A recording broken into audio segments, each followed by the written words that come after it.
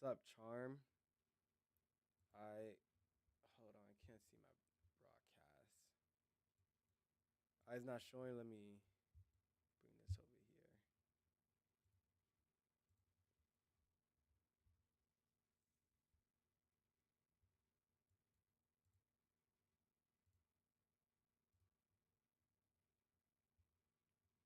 All right, there we go.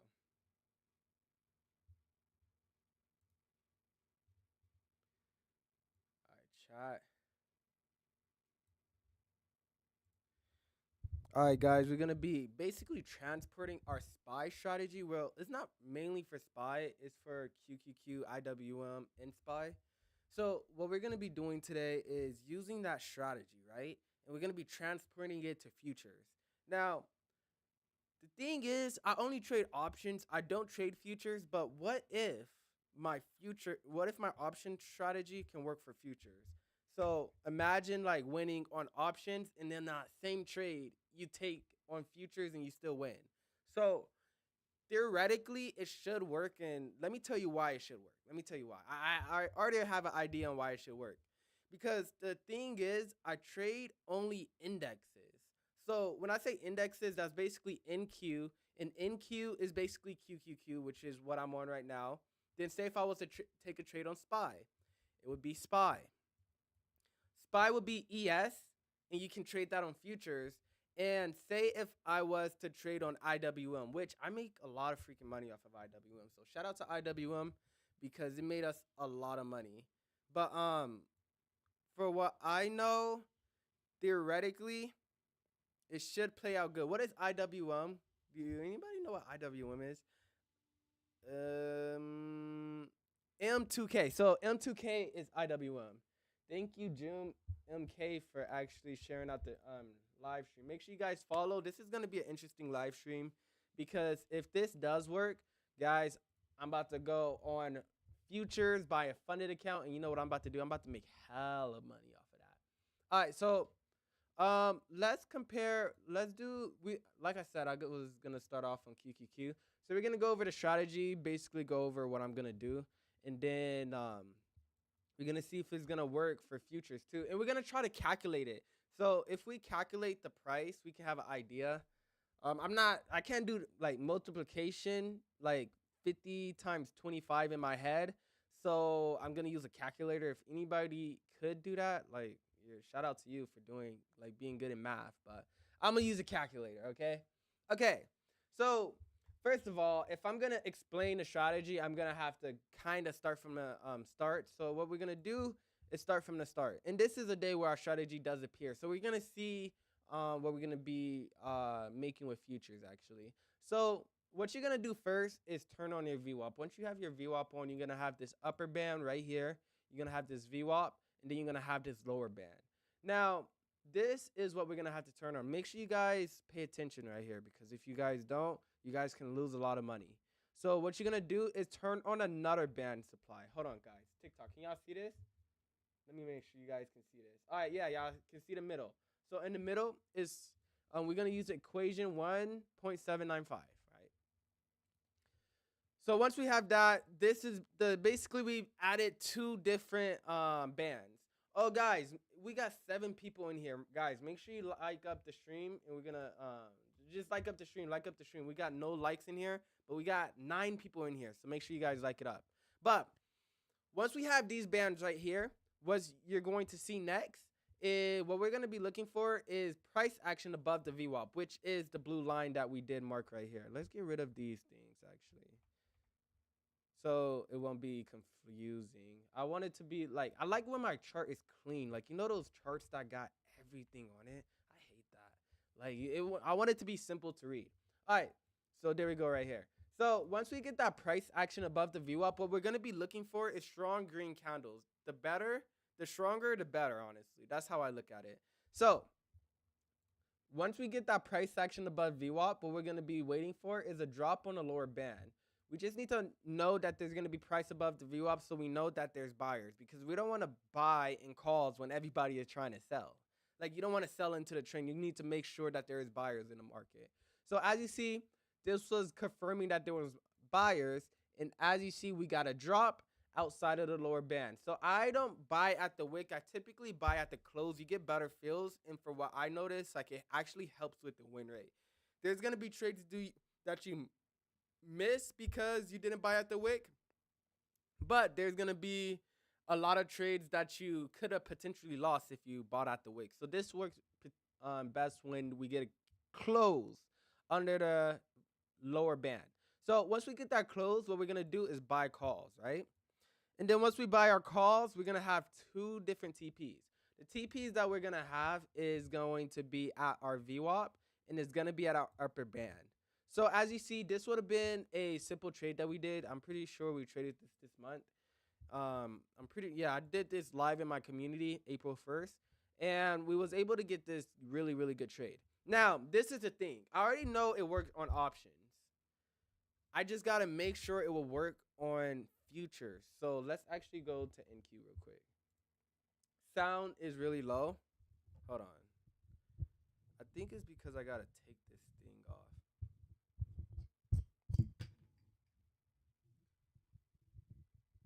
Wait. All right, I think this is a better way to hold it. All right, guys. You guys should be able to hear me now. Wait, should I hold it like this? This is like a shitty mic, guys. Like I low key do not like this mic. I tried to Okay, look, before I got on live, right? I tried to get another mic, but the only reason why I couldn't get another mic is like it I had to return it before I got on live stream. It was freaking annoying. Like this freaking just like what is this? Why would they make this? Why would I buy this? I thought it looked way more better on the box. I kid you not. All right, hold on. Let me try to fix this because this is. I got an idea. I'm gonna just do it the other way. That will make sense. Freaking shitty mic. Guys, don't go to Best Buy. Best Buy is horrible. Horrible. All right, I'm gonna just take off the bottom. The bottom would be better.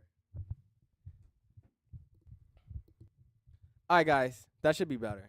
Yeah, it feels a little bit more better to hold like this. All right. So as you see, we're gonna have two TPs. Our TP is gonna be at the VWAP, and then our next TP is gonna be at the upper band. Do you do any crypto? No, I don't do crypto. I only just day trade, SPY, QQQ, IWM, and futures. We about to see in futures. We about to see. So this would have been a trade. It would have been a really good trade. This would have 581 to 583. This would have been like a 40, 50%, maybe 60% trade in 643 all the way around 20 minutes. So around 20 minutes, we would have been able to get this trade. Now, this is going to be the real question. Will this work on freaking futures? If I can trade QQQ, I can trade options, and I can trade futures in the same day, guys, I would literally, like within my days, I would be able to triple it. So let's actually go into April 1st on NQ. On like no, we're gonna use MNQ. Let's like use something that like basically everybody use because obviously I never trade futures, so we should use M. Those are basically macros, something like that. It costs less, but you still be able to make a lot of money. So let's actually see. So you guys remember the last trade? It was April 1st. We're gonna go to April 1st and copy the same exact trade, guys.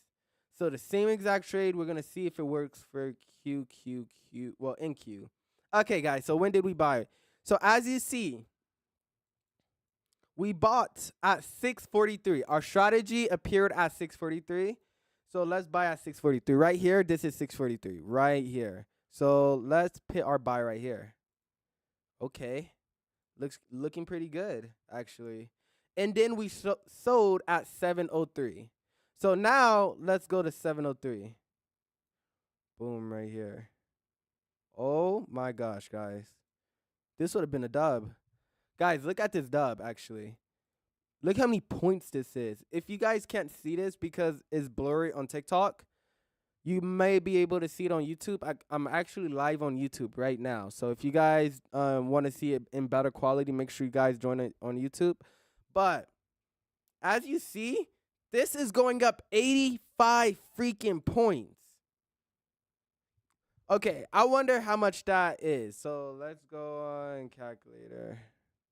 So Every point is worth 2 points. So it'd be 2 times 85. So 2 times 85 is 170. And obviously we're going to be buying like 10 cons. That's a $1,700 trade, guys. This would have been $1,700 in a day. Off of, wait, how long? 643? Off a 20-minute trade would have been a $1,700 day. That's all right, really good. Okay, we're going to see if it can be consistent.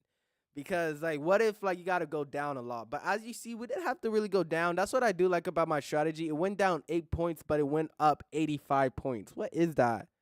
I don't know what risk to reward that is, but that's really freaking high. Just know that's really high. But that was a really good trade. So let's actually go to the next time. The next time it trade.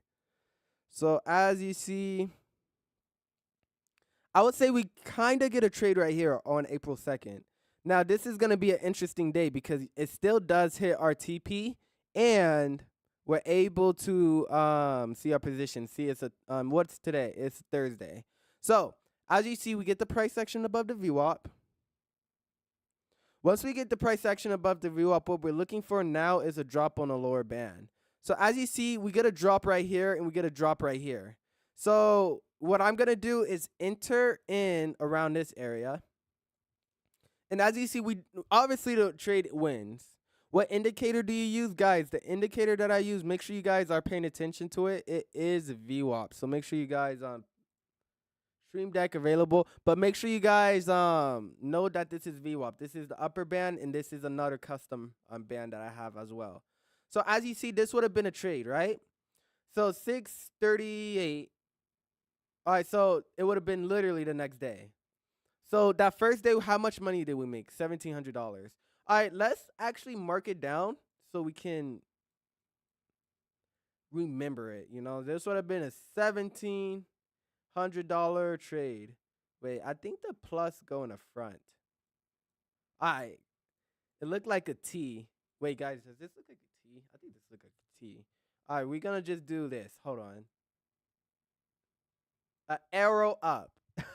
I feel like this look better, guys. Does this look better? 17, then an arrow up. So that basically gonna mean that the up means we made money. The down means we lost money. So hold on, guys. All right. So now let's go to the next trade.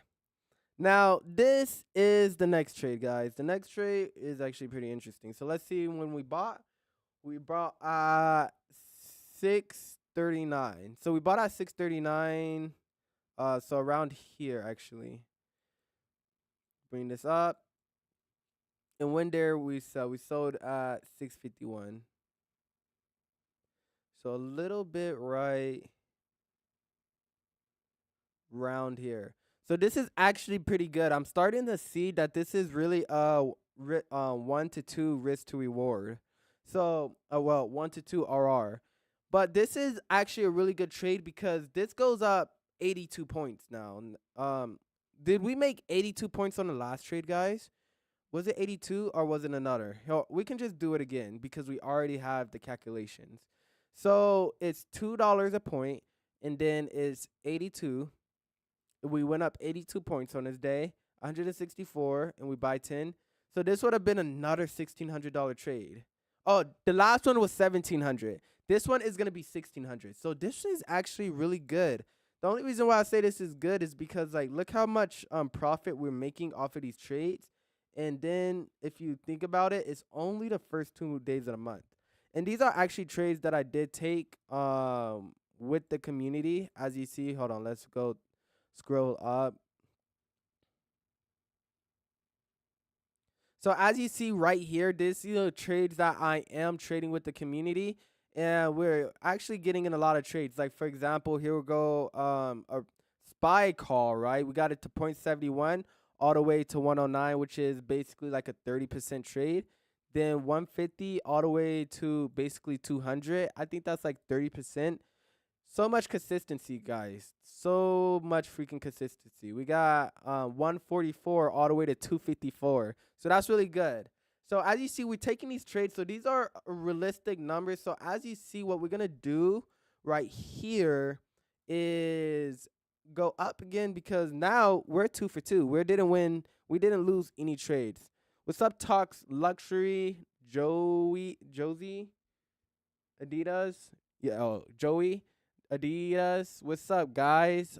Make sure you guys like up the stream. We got 12 people in here watching. It's actually kind of a lot of people. I'm not gonna lie. So let's get to the next day. Actually, hold on.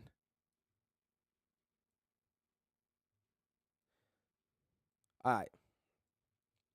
So we're gonna go obviously on QQQ because we're gonna be copying a trade from QQQ to Spy.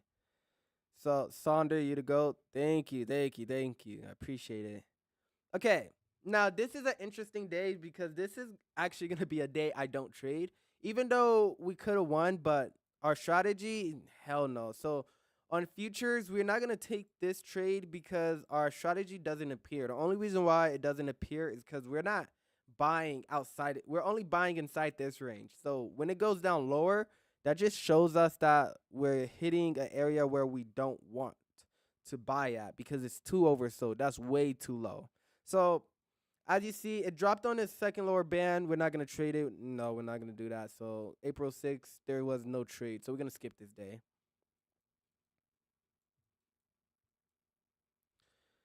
All right, so it seems like right here is gonna be our first loss, but this is something that you can obviously ignore. I'm about to teach you why I didn't trade on this day because I highly doubt I did trade on this day. Oh yeah, so I actually traded IWM on this day, but we're gonna do it on QQQ because we want the realistic numbers for mainly QQQ on this trade. So as you see, this is a possible trade we could have took. As you see, we got price action above the VWAP, but one thing that I want to show you that is like not good with these trades, well, with this price action is these wicks. So as you see, these wicks are freaking huge, and this to the point where it's barely a green candle.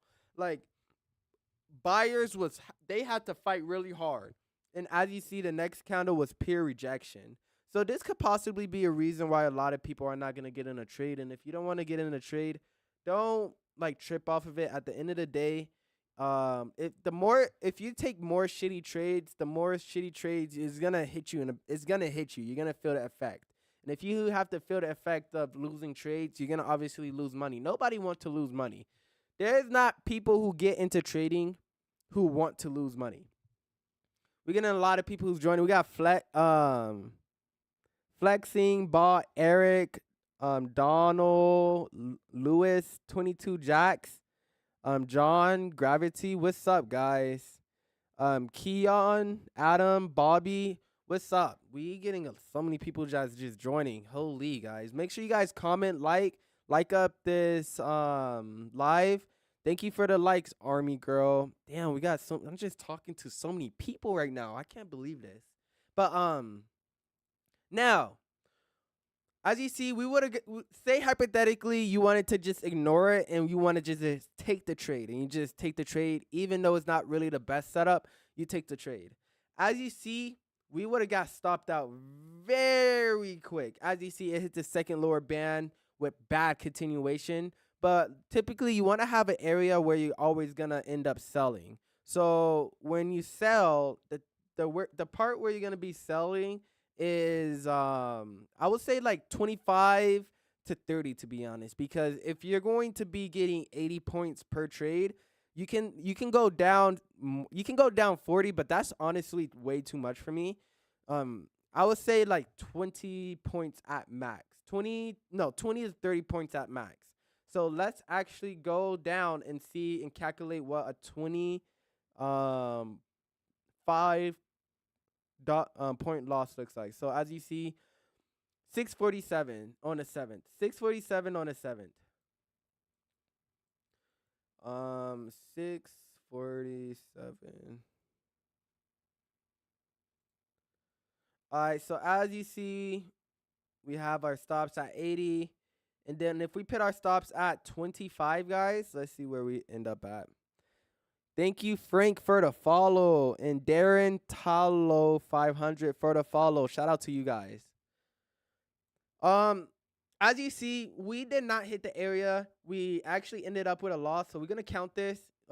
Just because, like, just realistically, I can see a lot of beginners falling for a trade like this. So we're just gonna count this so we can get more of like a really good graph. So let's calculate this loss. So this would have been 25 points.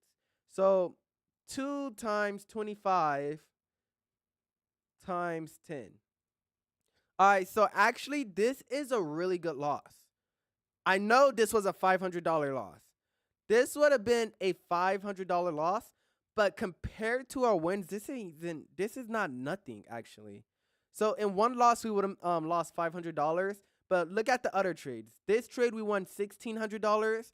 In this trade we won $1,700. So let's actually calculate that. Army girl, thank you for the. Oh, I already said that. Guys, Frank with Bank, the Darren and Army girl, shout out to them for following. And what's up to everybody who's staying in here. But this is actually interesting because this is really what trading is about. Trading is really about, like, whenever you lose, you're supposed to like trading, you're not going to have a 100% win rate.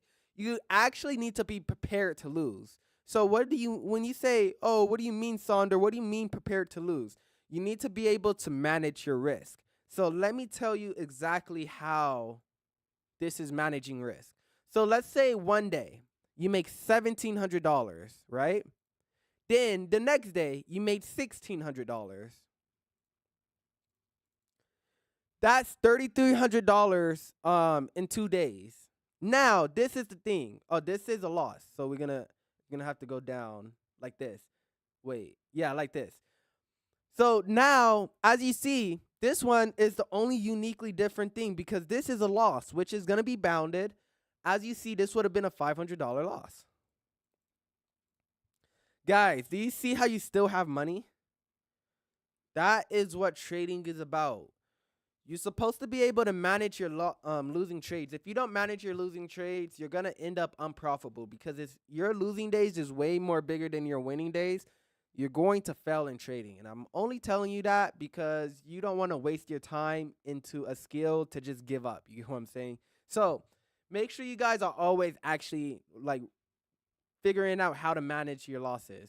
Now, as you see, this would have been a loss. This would have been the first loss of the month so far, but this is on the 7th.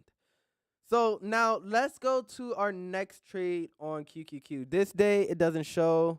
This day, all right, let me explain to you guys why this wouldn't be a trade. Because I'm showing you guys a lot of trades, but I'm not telling you guys why you guys are not trading.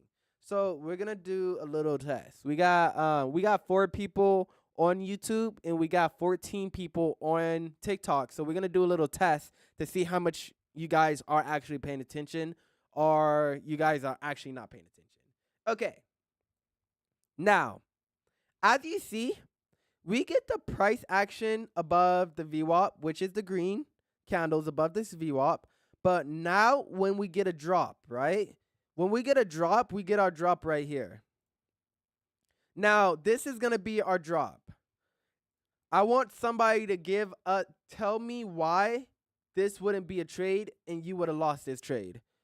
Tell me why, guys. Come on, just one person. We got 6 people in here. Tell me why this is not a good trade. What rule is this strategy breaking? Because this is breaking a rule, and it's a really important rule within this strategy. Because if you're able to know this rule, you're going to be able to actually be able to do this strategy. Because you can think you know a strategy, and you can actually know a strategy. Choppy price action. Okay, I like that answer, J Mill. So let me tell you the answer, J Mill. Technically, that was a really, really good answer because, yeah, the price action is choppy, but this is going to be really, really important, so make sure you guys do remember this. The only reason why we're not taking a trade on this day is because when it dropped below the lower band, it was way too late. Now, what do you mean it was way too late? We're only trading when the institutions are buying and selling. We're trading when the market is hot and coming in with a lot of volatility. That is actually what our strategy is based on. Is based on price action and volume. And you're going to get the best volume and price action in the morning, guys. A lot of people say don't trade in it, but this is where my strategy is active. So that's what actually makes the strategies good. What's up, Nazi, for joining again? I remember you was in the live stream last night. So shout out to Nazi for joining back. And Army Girl, 9:30 to 11. Not technically 9:30 to 11, depending on what time you're at, it's a little bit more different. Now, the only different thing is, so for example, I live in California. It's PST. So right now, it's 8:30 for me. The market opens up at 6:30 a.m. So now these are gonna be the times where we're gonna be trading. We're gonna be trading for PST 6:30 to 6:59. I don't take setups at 7 o'clock, but it's 6:30 to 6:59, guys. So keep that in mind, and you wouldn't have to like worry about losses that you shouldn't be taking. So that's why a lot of days we don't trade, and also just for you guys to know, we don't trade on Fridays. So now let's go to our next day. I remember there was an entire week we actually didn't trade, but as you see, this would have been a setup right here. So guys, y'all see the difference whenever it drops in the first 30 minutes of the market and whenever it drops in past the first 30 minutes of the market, you get different type of reactions. So let's do this trade. Say hypothetically you was in this trade, right? This is QQQ. This would have showed up a setup. As you see, we get the price action above the VWAP, but now we get that drop. Now, guys, the drop is what we're really looking for in the morning. We're not looking for anything else. We're making sure we look for that drop, because if we get that drop, we are going to be able to make sure we actually get into that trade. So as you see, we're going to get into the trade on April 15th at 6:44 because the drop is there, the setup is there. And as you see, it came all the way to our second upper band. Well, no, not to our second. Well, it did go to our second upper band now. Look at this. It went up all the way up here. But let's just keep it steady, trade a system, and trade at the upper band instead of the second upper band. But you could still hold if you wanted to. But this would have been a really fast trade. But let's calculate this on MNQ. So let's go to the 15th. The 15th is right here. And obviously it was in the morning. So let's go trade in the morning. All right. So we started our trade at 6:44, right? So as you see, 6:44 is when we buy our trade. And then we sell our trade at 6:47. So it seems like this is 6:47 right here. And oh my gosh. Guys, and you know what's crazy about this? This is a 56-point trade. 56 points. And the points is not the impressive part. It's the minutes. 3 freaking minutes. I'm not going to lie. Trading is the longest. It's like it takes a long time to make money, but when you're making money is quick. How can I explain that? Okay, so obviously I have to sit at the chart and wait until a setup appears. But when a setup appears and I'm actually in a trade, I'm only in these trades for a couple minutes or sometimes a couple hours. I would say at max 3 to 4 hours pushing it. But look at this. 1, 2, 3. 56 points. So let's actually calculate that and see how much that's going to be. So that's going to be 2 times 56. Then we're going to do times 10. And this would have been an $1,100 day. Guys, this is what trading is about. So let's go and write down 1,100. And since this is going to be a win, boom. And you know what's crazy about this trade, guys? This is the crazy thing about it. Our last trade, we lost $500. So look, imagine losing $500, but your next trade, you make $1,100. You basically made double with your trade. That's what a 1 to 2 risk to reward is. You basically make more money than what you're losing, and you make double. So that means you can actually have a lower win percentage and still be profitable. That's the beauty of the market. Like, you're able to make money so damn, like, I wouldn't say it's easy, but you're able, it's the option to actually make money. Because look at it like this: I get paid from looking at a screen. There's not a lot of jobs where it's like that. But let's go to another trade, because as you see, if I'm gonna be trading options, I need to get into these futures, because I'm gonna just be printing so much damn money. I wish I freaking did it this month. Guys, if I knew it, I promise you I would have did it. So all of May, I kid you not, we're gonna be trading futures and options. Okay, low key, what if that's the way that I'm low key gonna become a millionaire? Because trading options, I'm not gonna lie, like, it's gonna take a long time. But if I'm trading both and I'm trading funded accounts, would you say I would be able to become a millionaire if I'm doubling? Like, say if I make $1,000 with options, then I make an extra $3,000 with futures. You know how fast I'll be able to grow? And then this is the thing with futures that I do like, that options just don't have the benefit of. Like, I wish options had something like this. With futures, you get prop firms. So all I need is like $200 to manage $100,000. And then I can buy NQ. So wait, hold on. What is it? Tradeify? Wait, Tradeify. All right, so let's actually look at these prop firms, because these prop firms, they might actually be good. All right. So, say if I was to get 100K, right? If I was to get 100K, I would be able to buy 80 macros. So, say if I wanted to do 20 trades, right?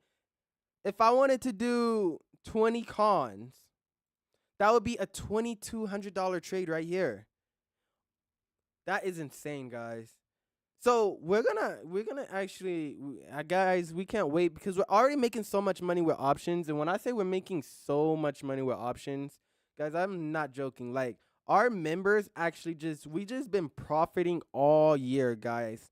Even last year. Look at these trades, beautiful puts. We got $400 days, and these are not futures accounts. These are live accounts with people actually making money. On this day, as you see, $49.36%. But right next to it is, yeah, he down $60 on a day, but his total return is $643. 104. So imagine being able to double this. Look at this, a $4,000 day, $4,000 in a day. So much profits. Look at this, $1,200 in a day.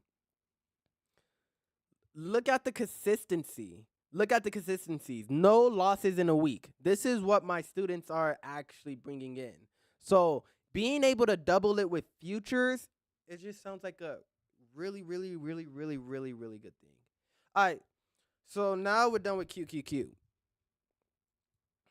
Let's go into the next trade. So wherever our next trade is going to be, we're going to get them. We got 8K likes, guys. Thank you for liking up the stream. Let's try to get to 10K likes, guys. We're 2K away from 10K likes, guys. That would be insane if we can get to 10K. It would be really insane. But as you see, this is actually a trade that doesn't appear. We're not trading on this day. Why don't we trade on this day? Because there's no price action above the VWAP. Now, there's going to be somebody that be like, yes, there is. There's this candle right here. There's this candle right here. There's price action above the VWAP right here. No, guys, this is not the price action that we're looking for. This is not the price action. The price action that we're looking for is going to look different. It's going to be green candles, not red candles, but it's going to be green candles. And as long as it's a green candle, then you can come to me and say, hey, there was price action.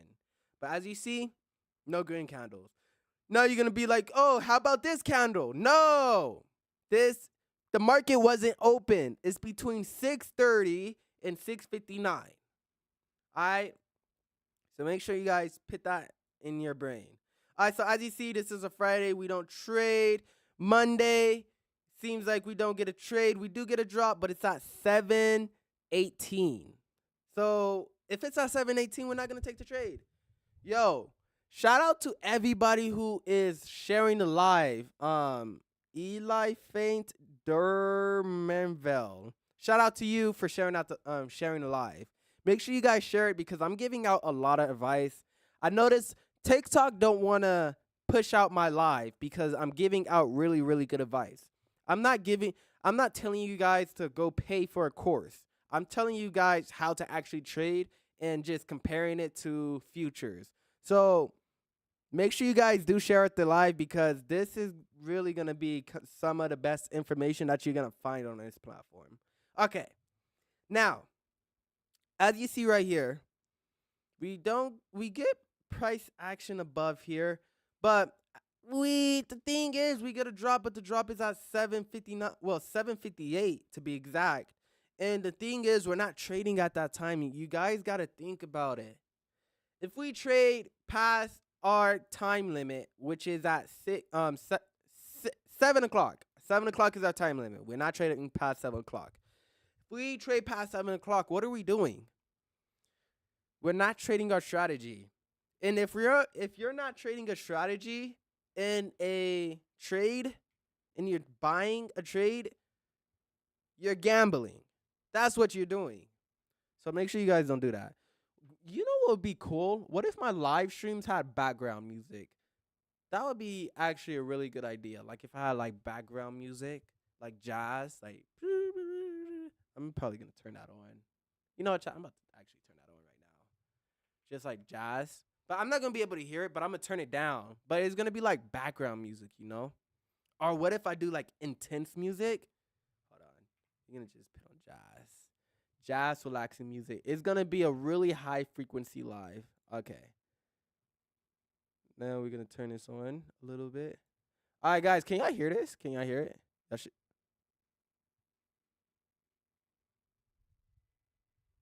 No, I don't know if you guys can hear it actually. Wait. Now I think you guys can hear it. I think I had to do that.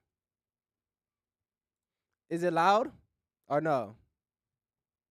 Is it good? Mute microphone, audio just there.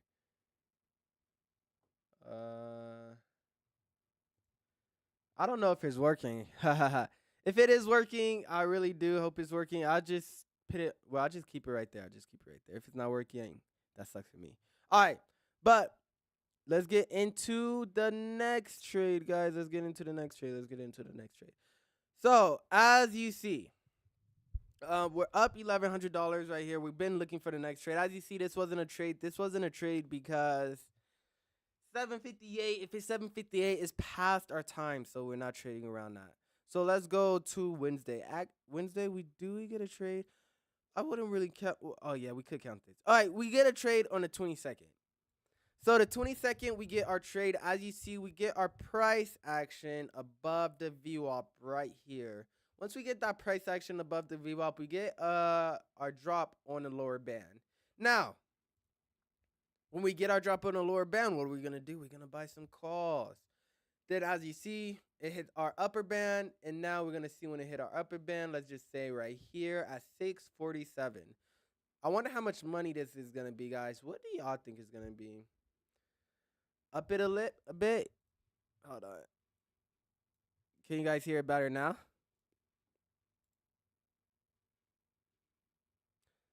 Can you guys hear me and the mic? Or is that too loud? I think that's good. All right. Now look.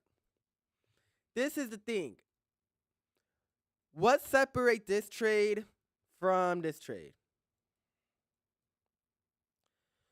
What separates these trades is that whenever we get that price action above the VWAP, which is right here, we get our drop all the way at 658. Now, the thing is, we're not trading past 7 o'clock. We're trading in the first 30 minutes of the market. So if we're trading in the first 30 minutes of the market, that means trades like this they're not gonna work out, because at the end of the day, you're not trading the strategy, you're gambling. But as you see, this is in the first 30 minutes of the market. We get a drop at 634. That's literally 4 minutes in the market. And yes, you can trade really, really quick in a market. The fastest trade that you can do is a 630. You can do 631. That's literally the fastest trade that you can do. So let's go to the 22nd on MNQ, and we're gonna see what this trade is going to actually look like. All right, so here we go right here, the 22nd. Let's get it. All right. So what time did we buy? We got our drop on the lower band at 634. So let's go to 634, buy our calls, and then when it hit our upper band, it was at 647. All right. Let's hit 647. Okay. As you see, we hit our 647, going up 50 points again. Well, technically a little bit more above 50 points, 51 points, but hey, that's still good. So let's actually calculate this on 51 points. So 2 times 51, because it's 2, every point is going to be $2, and we went up 51 points. And now we're going to do this times 10, because we bought 10 contracts. That is $1,020. So this would have been a really good trade. Y'all think this would have been a good trade, guys? This would have been a really good trade. So as you see right here, and we're gonna do we just put $1,020. Cause like, what is $20? I can actually charge up my car with $20, cause it costs like $15 to charge up. And this can be like a charge, you know. All right, but as you see, we went up again.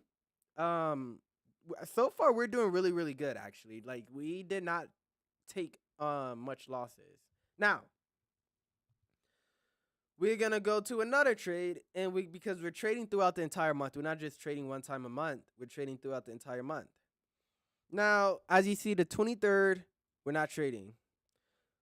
What's up, Heels? Princess Tish. Thank you for the follow. Reese BK, what's up to live? All right, guys, here go Friday. We obviously not gonna trade on Fridays. Fridays is not where we're gonna be trading at. The only reason why we don't trade on Fridays is because so you know how our strategy is based on volume. A big reason why we don't want to trade on Fridays is because the thing is, the volume is different on Fridays. It's going to be a little bit more different, and we just don't want to like touch that differenceness, because it's going to affect our numbers and basically our line. So as you see, Monday the 27th, there's no trade. We do get price action above the VWAP, but once we get that drop, it's all the way at 731. That's what I like about this strategy, is because it's like, in the first 30 minutes of the day, you're going to know if you're going to make money with this strategy or not. It's either you're going to make money with this strategy, and if you make money with the strategy, you're good. And if you don't make money with the strategy, there's nothing wrong with that. At the end of the day, just wait for another day. I actually can't see the chat too well. It's like blended with. I think this is going to be good. Thank you for the follow, Envico. Thank you for the follow. I appreciate it a lot. Make sure you guys follow if you're watching, because I'm giving out really like some free game right now. Okay. Now, as you see, we get a drop at 637 right here. But when we get the price action above the VWAP, but the thing is, what's different is we're not going to be able to freaking get in a trade if it's past our time limit. This is a whole freaking extra 37 minutes late. So we're not going to be trading this. Look at it like this. Whenever you're not trading in this time on the market, you're trading in a different type of the market. That's how I like to look at it. And this is the type of market that I don't trade within this strategy. There is ways you could trade with this, and you can actually make a lot of money. But I'm not teaching that way, and I'm teaching a strategy that anybody can learn right now. Okay, now as you see, this day there doesn't look like there's gonna be a trade because there's no drop. I was looking for a drop, but as you see, there's no drop. Now, a lot of people could get this a little confused. This could be like a little confusing thing. We did get a drop on the lower band, but that doesn't mean buy calls. Now, there was a time period when I was trading like this, trying to just buy out morning calls, but it depends on what type of market we're in. Right now, we're trading at all-time highs, so I wouldn't recommend doing it. But even though you could have won a trade like this, don't look at it and yo, we just hit 10K freaking likes. Thank you for freaking getting this stream to 10K likes. I'm pretty sure that's more than the likes we got yesterday. So shout out to everybody who was giving out likes. I saw a lot of people who was giving out likes. I appreciate it. But as you see where this would have worked, but you don't want to be in a mindset where you don't want to be like, hey, like I could have made this money if I was to take this trade. I know it's not my strategy, but I could have still made money. You don't want to think like that. That's an actual toxic way of thinking. Bro, how do you set your TP stop loss on options? We're going to be going over that. Literally, we're going to be going over that in this live stream right now. We did go over that with the past trades, but it seems like we're done with this month because it's the 29th of April and we didn't trade. So what we're going to do real quick is, since we transported our option strategy into futures, let's actually add up everything that we did. So as you see, this would have been $1,220. So we traded one. This would have been a $1,100 trade. $1,100. Now let's go to the next trade. The next trade would have been down $500.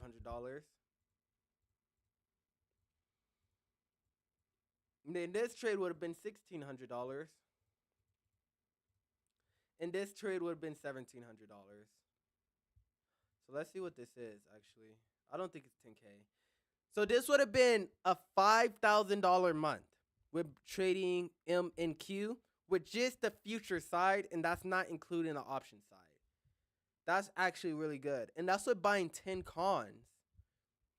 And it's like, if you have a $5,000 month, and this is only with M and Q with the month. So we're not calculating SPY and QQQ. What should we, IWO, which one should we calculate next? We could do SPY because that's more common. So now what we're going to do is we're going to go to the end of it, right? And we're going to put 5920. That's how much money we made in a month. Wait, 4920. This is how much money we made in a month with futures.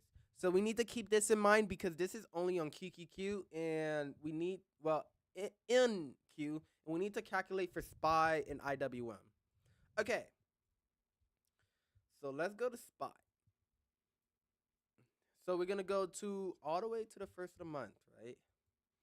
Because I did not calculate how much money this would be off of these trades. So April 1st, since we're doing an entire month.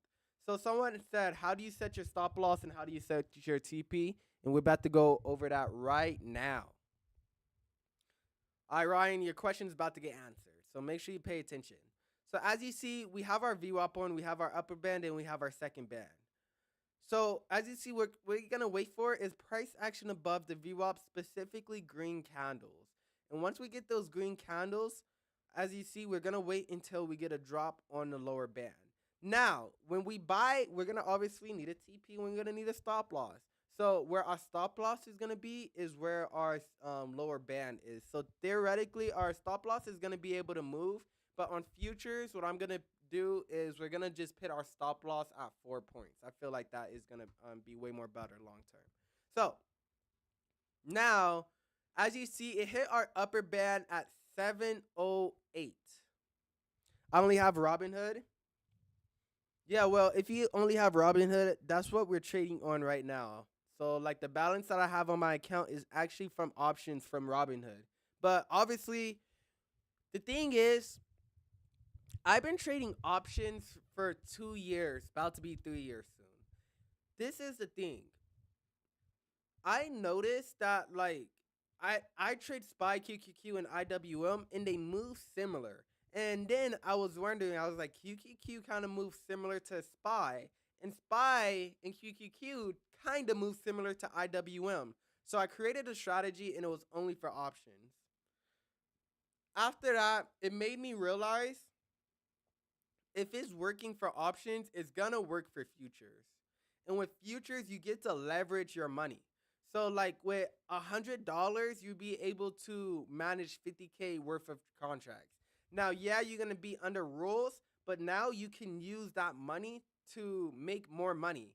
For example, when I start trading these prop firms, I'm not gonna pocket the funded accounts profit. What I'm gonna just do is put it all of that profit into a live account for futures.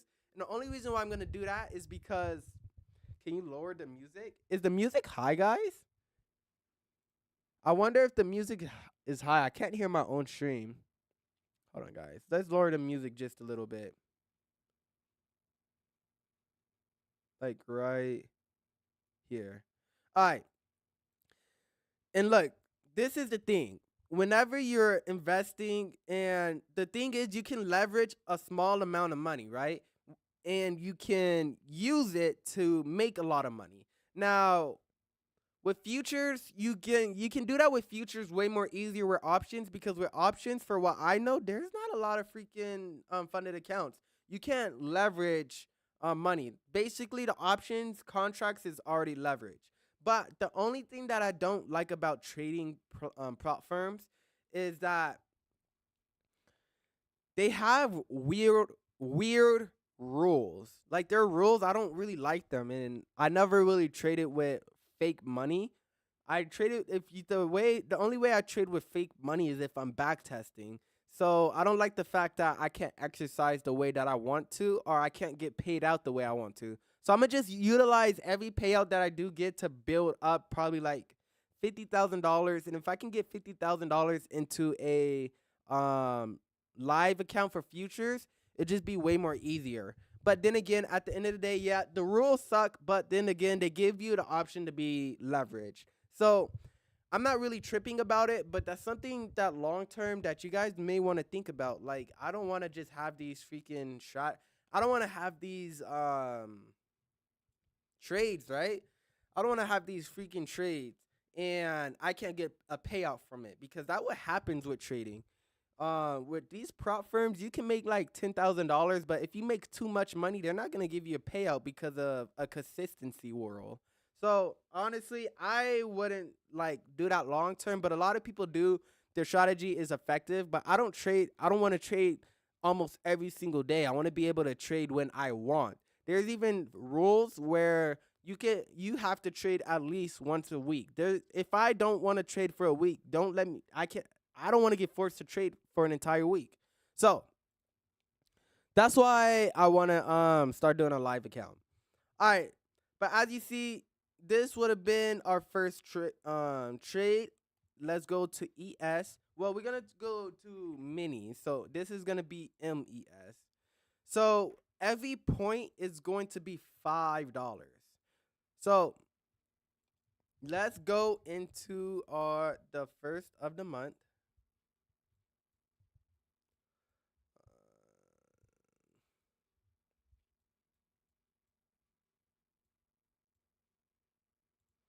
We're at the first of the month. When did we buy? We bought at 643. So we bought at 643. As you see, this would have been a trade. All right. And let's see when we would have hit our TP 708. So 708 all the way up here. So this would have been 18 points actually. So this would have been an 18-point trade. And that means it would have been 5 times 18. So let's see what that is. 5 times 18, then times 10. This would have been a $900 trade. So this would have been really, really nice. So let's mark this down. Do $900. And this would have been the first win of the month. So let's go up. And we would have been up $900 on a month already. So let's keep on going. April 2nd, we would have got a really good trade April 2nd as well. Now look, the April 2nd trade, holy, the April 2nd trade would have been like really, wait, no, I'm tripping. There's no trade on April 2nd because as you see, we don't get a drop. So even though like you guys could have won, I wouldn't have taken this trade. And the only reason why I wouldn't have taken this trade is because like you don't want to be, I'm telling you guys, you don't want to be freaking gambling. I would have trade with my own money, but that's the goal. Yeah, exactly. Like if you're gonna have a choice to leverage money, you want to obviously be able to use your own money. But as you see, this would have been a good trade. Yeah, this would have been a trade right here. So as you see, we get that price action above the VWAP, right? Once we get that price action above the VWAP, we get that drop. Now, where do we get that drop? On the 6th? Let's go to April 6th. So as you see, April 6th is right here. When do we get a buy? We get our buy at 6:30. Boom. This would have been a really beautiful trade. And as you see, when do we sell our position? All the way up at 1.50, not 1.59, but 6:45. So damn, this would have been a really good trade right here. Live trade disconnecting. Hold on, guys. My live. All right, you guys should be able to see it now. All right, guys, you guys should be able to see it. All right. As you see, this would have been a really, really good trade. Boom. This would have been 16 points. So holy, this would have been a really good trade. And how many minutes? 1, 2, 3, 4, 5, 6, 7, 8, 9. 9 minutes. It would have took 9 minutes. And 9 minutes, it could be a long time, but it can be a short time if you have to actually work, you know? Like imagine working for 9 minutes within a day, because this would have been my day. But let's see how much money I would have did on futures instead of just options. So as you see, this is 16 points. So 5 times 16, right? Then we're going to do times 10, which it should be like 800. Let's see. Let's go. I can do the math a little bit. All right, this would have been $800 day. So, boom, $800. Boom. All right, so as you see, we would have been 9, then we would have been up 8. And we're only up 2 trades with so far this month. So let's keep on going and see how much we can finish this. I'm not going to count this trade because we didn't trade this actually. Look, the only way I would count this trade is if I traded this. So if I did not trade on SPY on the 7th, I'm not going to trade it. Because I don't think I traded SPY because of this price action. It was IWM. Yeah, guys, I didn't trade it. So it was QQQ and IWM. And with IWM, as you see, this position went up 44 points. Yeah, guys, this was actually a pretty good trade, I personally think. All right, guys. Hold on. So look, 251 call at 103. That's what I got. Sold at 27% and I sold at 44%. So this would have actually been a pretty good trade.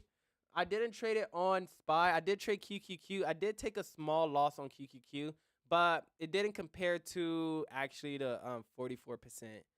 I got actually. Yeah, I didn't compare to it. So this was actually pretty good. I did actually trade SPY puts the same day, and it was mainly in the morning. But I actually traded SPY puts on this day. So we're not gonna count this day because we wouldn't trade it, and the volume is just too low. It's like, why are we gonna trade something with low volume? Doesn't make sense. Okay. Now let's go into April 8th. April 8th doesn't look like another trade. Like, okay, Now, this is pretty interesting because as you see, we kind of got a bullish candle going above the view up, but the only reason why we're not going to get into this trade is because of the second band, guys. It dropped to the second band, and we got to close on the second band. That means it's getting oversold. If it's getting oversold like this, we don't want to touch it.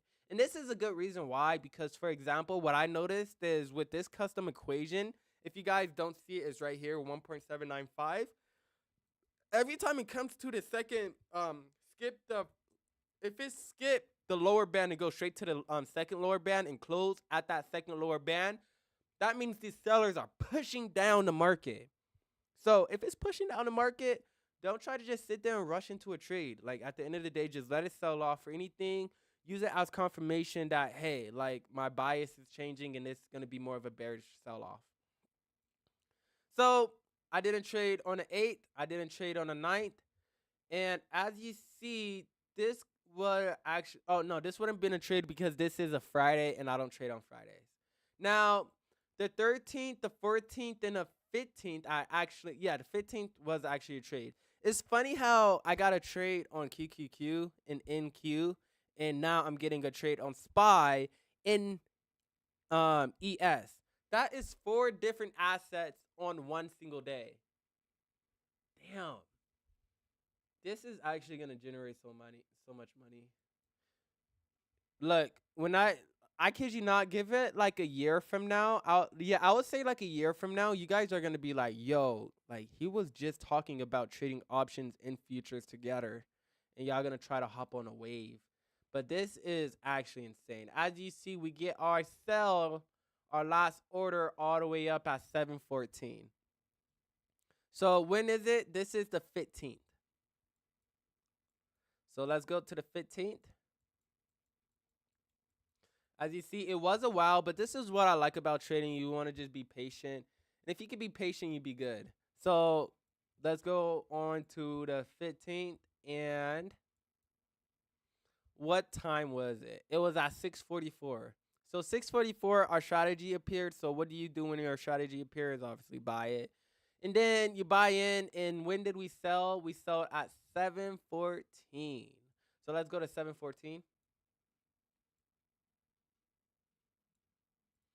So now this actually went up 14 points, 14.25. That's actually a really good day. And this didn't take long, actually. So it's like, as you see, we're never really in these trades for an hour. And our days are ending off quick. So let's do the calculations with this. So this is going to be 5 times 14. 5 times 14 is going to be 70. And then we're going to do times 10. This would have been a $700 day. And you guys like low-key peeped how we're already halfway done with the month. And we're halfway done with the month. And we did not take not one loss on SPY or ES. That's really, really good. I fuck with that. All right, now let's go to the next day. As you see, is Thursday, which is pretty interesting. Okay. Now, this is going to be pretty interesting because you're supposed to be selling positions at the VWAP. But what we're going to do is sell half of our positions at the VWAP. Because whenever, I'm going to give you guys a really good example. 614, 614. Because the point of trading is to try to minimize the losses, right? So you see how it fully didn't hit our TP, right? But let's go to it. So this didn't hit, this didn't fully hit our TP, but on SPY, it's basically telling us to sell half of our positions at this VWAP. So let's just say you sold half of the positions at the VWAP, right? Which is not really a lot on this point because you got to still think about it. We're trading the VWAP. So depending on where our stop loss can be really low and are really high. Our TP can be really low and high as well. But as you see, this went up 2 point. Let's just say we lost money on this day. Even though we would have broke even and we would have just probably made a little bit of money, but we're gonna just say we broke even on this day, basically losing 4 points. So let's just say we sold out a loss because we didn't calculate a loss this entire month. And let's just do that. So 5 times 4, right? times 10, this would have been a $200 loss. So we could just say a $200 loss. You guys agree? I think I agree. I think I agree. Oops, not 2,000 now. What the hell? That's way too much. All right, $200 loss right here. Oh, that really? Does that look like it's going down or it look like a V? I don't know which one. Okay, now it's Friday. Let's go to Spy. Well, let's go to Spy and let's go look for our next win. I think actually our next win we didn't trade for this week as well too. So we're gonna just keep on going and just let's just go over it because we do got some new people in the live. The only reason why we're skipping these days, we're not skipping these days because we're ignoring losses and just trying to get past them. It's because our strategy is not appearing. As you see, we're getting our price action above the view up, but right here we get a drop. Typically, that's when we start to buy is at these drops. But the only reason why you don't want to buy at these drops is because look at what time it is. It's at 7:45. So no, you're not gonna get in that trade. No. So we as you see, this is gonna be the 22nd. No trade right here. Like I said, I'm pretty sure I remember a week. What's up, Life Wonders? Um, yeah, this entire week we didn't trade, but I do remember this Monday we actually got in a trade. So this was a really, really good trade.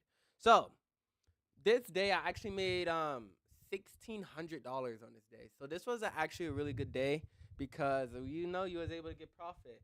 Yo, shout out to everybody who's watching on YouTube, guys. Make sure you guys like up the live stream, and comment. Let me know if you guys have any questions. Now, as you see, we're getting our price action above the view up all right here. So that's what we're gonna be looking for first. Once we be looking for that first, we're gonna be looking for that drop. And as you see, we did get a drop right here.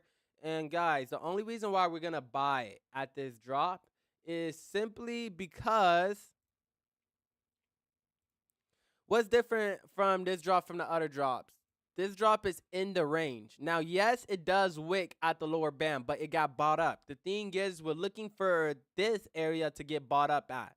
Now, I remember taking this trade on IWM as well. So we're gonna calculate basically this trade when I would say we sell at 755. So we get in at 647. So let's go to MEX. MES.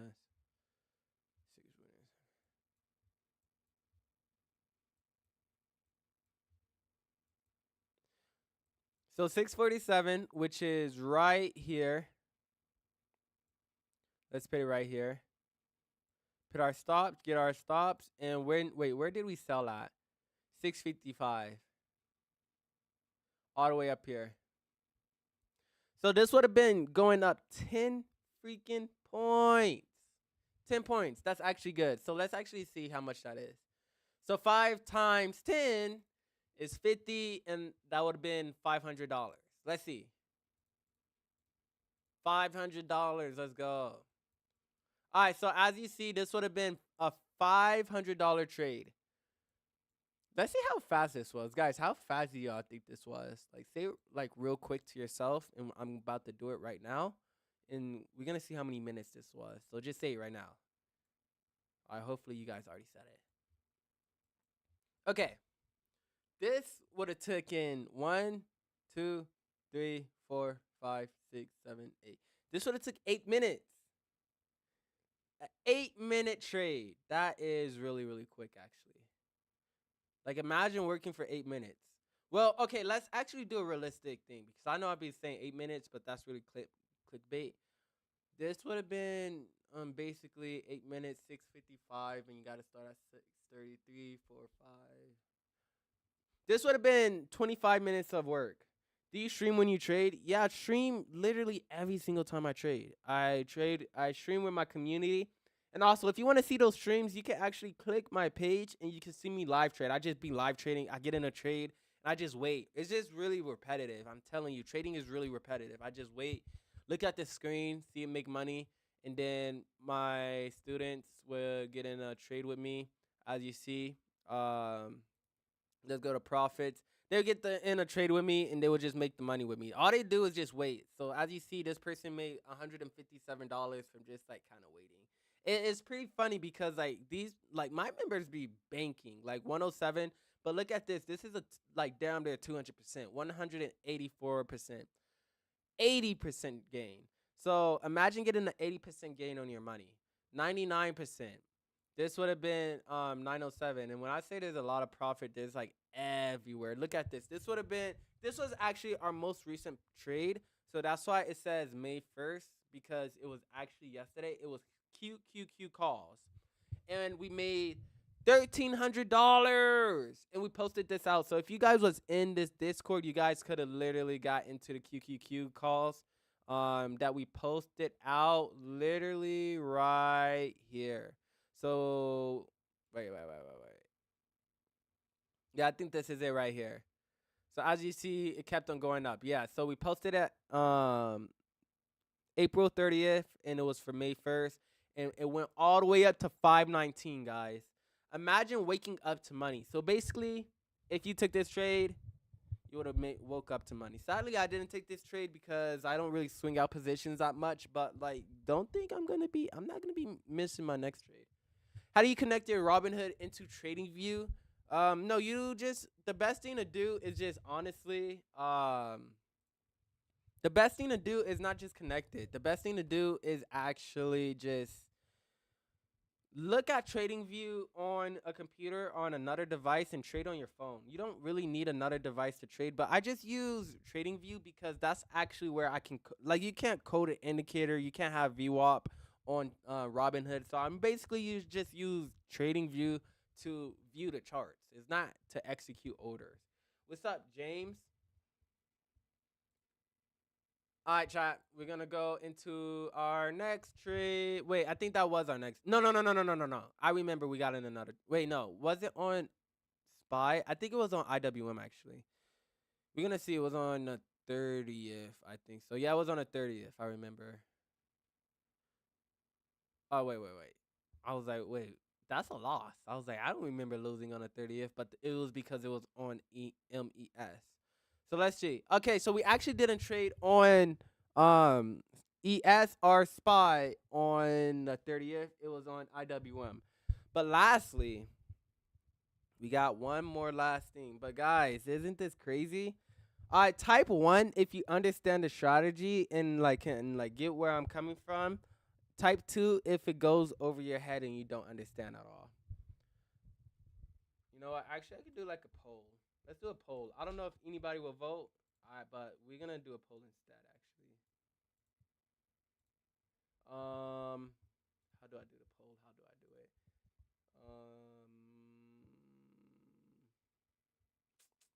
I think I'll go right here. All right.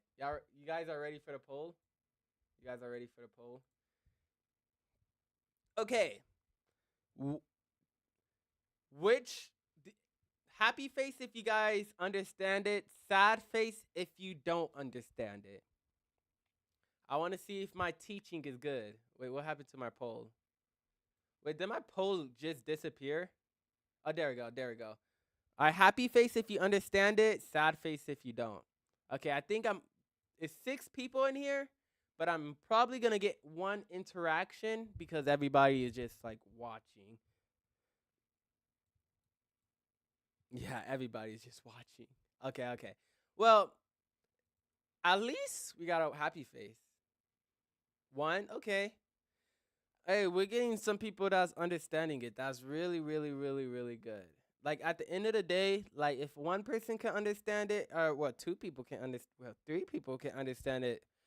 At least I did something useful today. You get what I'm saying? But now let's go over IWM. IWM is pretty interesting because like I take these trades on IWM, but I don't know how it really is with like futures. Like I don't know if it's really that good.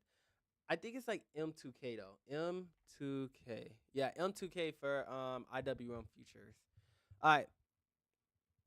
So we're gonna just basically be doing the same thing, but we're gonna see like the difference. Guys, we're gonna see if it's way more better or if it's not way more better. If it's not, but wait. we didn't calculate how much money we made within a month. All right, so let's calculate how much money we actually made with Spy. All right, so $500 plus minus $200. So go back minus $200 plus $700 plus what is this? $800? Wow, that would have been a really good trade. $800 plus $900. Oh my gosh, 2,700. This would have been 2,700 this month. All right, 2,700. You guys might be like, oh, that's not a lot of money, but that's not the point, guys. Look at M and Q because we take the same trades on M and Q. In M and Q, we actually made way more money. We made 49.20. So plus 49.20. $7,000 in a month. Oh my gosh, guys. 7,600. This is actually good because this is not including Y2K. So I'm actually excited to see what we're gonna get. So hopefully, just please, we need to at least make $3,000. At least $3,000. You guys, y'all think that's fair? $3,000. If we can make $3,000, we can get to 10K. Okay, so now we're gonna go. Wait. Okay, it's M2K. So not 2L, 2K. Okay, now we're gonna go all the way to the first.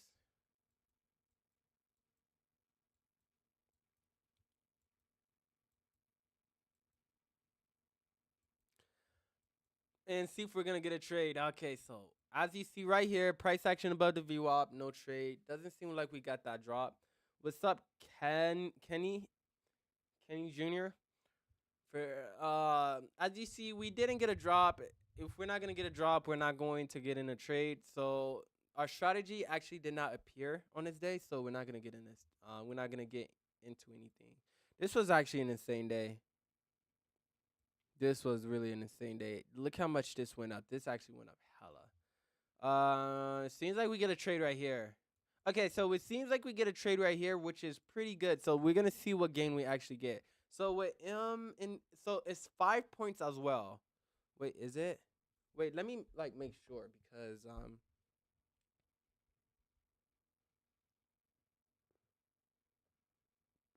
let's see, because we don't want to like get we don't want to like have wrong calculations. So I'm gonna just look it up. How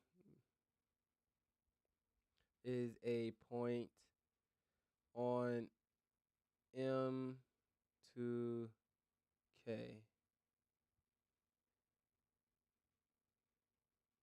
All right, so yeah, I was right. It was $5 a point.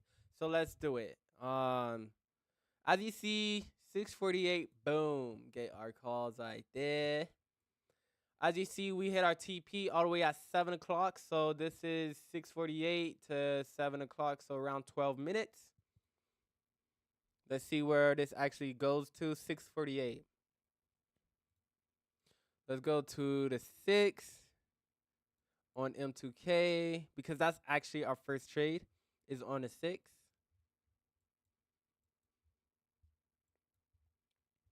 And what time did we buy in at? We bought in at 6:48. We technically get a trade right here, but we're just going to calculate this trade. All right, so we get in at 6:48. So 6:48 is right here. And we get out at 7 o'clock. So let's go and see what 7 o'clock is like. So 7 o'clock is around 10 points. So we're going to do 5 times 10. Well, I already know what this is because I did it so many times. It's 500. But let's just still do it so everybody can just see. So you guys can like know how to calculate it for yourself too. So 5 times 10. And then you do 10. We're buying 10 contracts. So this would have been a $500 day. It's so funny. Like I say $500 in a day, and I'd be like, okay, that's like minimum. That's like okay, that's decent. It makes you wonder, like when you start trading, you start looking at money differently. So here go another trade. This would have actually been a really good trade, as you see. So as you see, we get our price action above the VWAP right here, and then we get a drop literally right at 640. So at 640, we get a drop below the lower band. As you know, once we get that drop on the lower band, we're gonna be buying our calls. So let's transport this into SPY. So 640.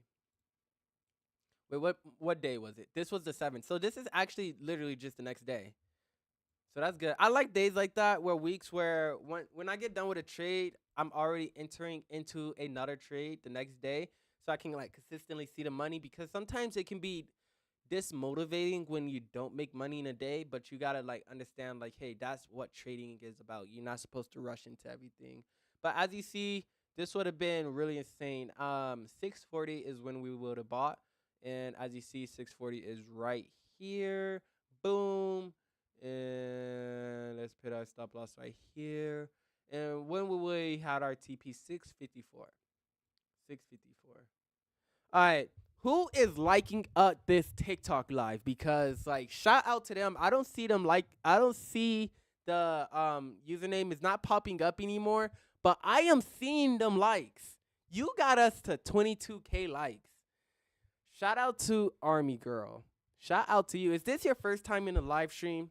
Tell me this is not the first time you've been in this live stream.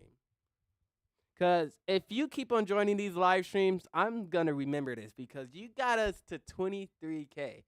Wow, this is your first time in a live stream.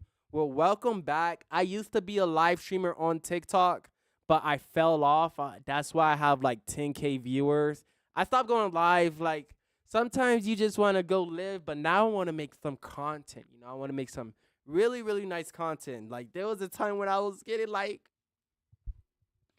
200, 300 people in the live stream. I had a community, but I didn't go live for months. Like I kid you not. But every single day for this entire year, well, not every single day, but 5 times a week, I'm gonna be going live every single day.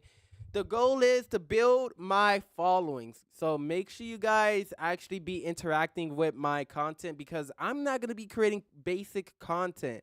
I want to create content that is different from everybody else. Everybody else, they be making the same content, They just be doing the same trends, saying the same freaking captions. It's like it's dead. The internet is dead, So I want to be able to bring back the life in content creation. So I'm gonna be really active. I got so many ideas that we're gonna be doing. So I can't wait until I post this video. It's a really, really good video. It's actually my best video I ever made, and you guys are gonna like it a lot. So make sure you guys like, subscribe, and make sure you guys be excited for the next video, because I am most definitely excited. But as you see, this would have been a nice trade, because we went up 11 points. So this would have actually been our highest day. So let's see what this is at. 5 times 11. This would have been 55, right? So I think this is $550. Yeah, $550. So as you see, this would have been a little bit more than the other trade. So this would have been 550. 550. And oops, it does look like a smiley face. Then we're gonna go up, because obviously up means we're going to that means we won. Wait, did I do up on this one? Yeah, no, I didn't. All right, let's do up on this one. Wait, let me make sure I did up on the other ones. Wait, that was the other one. Okay, I'm tripping. Okay, shout out to Amy Girl. No, I said Amy Girl. I need to freaking learn how to read. Army Girl. You must be in an army. So, thank you for serving our country and making it possible for me to trade. Okay, so $550 in these 2 days. So as you see, we up $1,000. We're $2,000 away from making a 10K a month. $2,000. So let's go and find the next trade. Boom. All right, so this would have been a trade. I don't really count. I wouldn't really count this because, like, as you see, look at this price action above the VWAP. This price action above the VWAP is actually really bad. I'm not gonna lie. Look, because guys, there's no way you guys can't notice bad price action above the VWAP versus good price action above the VWAP. As you see, this is not really that good. So as you see, it does fail, but let's just say hypothetically you do get in this failing trade because a lot of people is gonna get realistically into a failing trade. So sadly, we're gonna have to take a loss. But as you see, this would have been April 8th, and let's just say hypothetically we took this trade. I wouldn't have taken this trade to be honest. Hold on. Let's see if I'm capping. Yeah, told you guys. I didn't trade on the 8th. And the only reason why I didn't trade on the 8th is because like trades like this doesn't make sense to me. But as you see, 651, let's go to the 8th at 651. We're going to just take a loss. So 651 we would have got in a trade, but we would have ended up losing with our trade. Let's just say we lost 5 points. And as you see, this would have just been a loss. So let's go to 5 times 5, which is 25 times 10 should be like $250. So this would have been a $250 loss. Sadly. So sadly, we lost $250. But I mean, at the end of the day, you still gotta look at it. It's like the previous days we made $500. Then the other day we made $550. So you gotta look at it as like, hey, losing is still part of trading at this point. All right. So we're gonna go down. Down basically means we lost. Okay. Now let's go to the next days.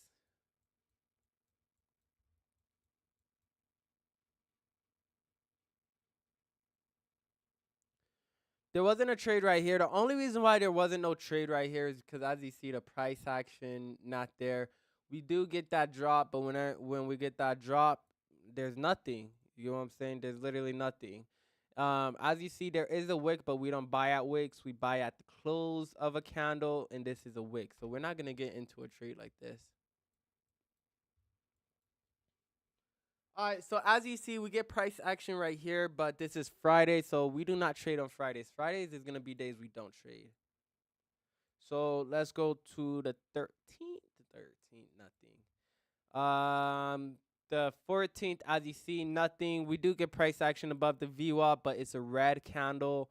Red candles you don't want to buy because basically red candles, look at it like this. Red candles basically mean sellers won at that specific time and at that specific moment.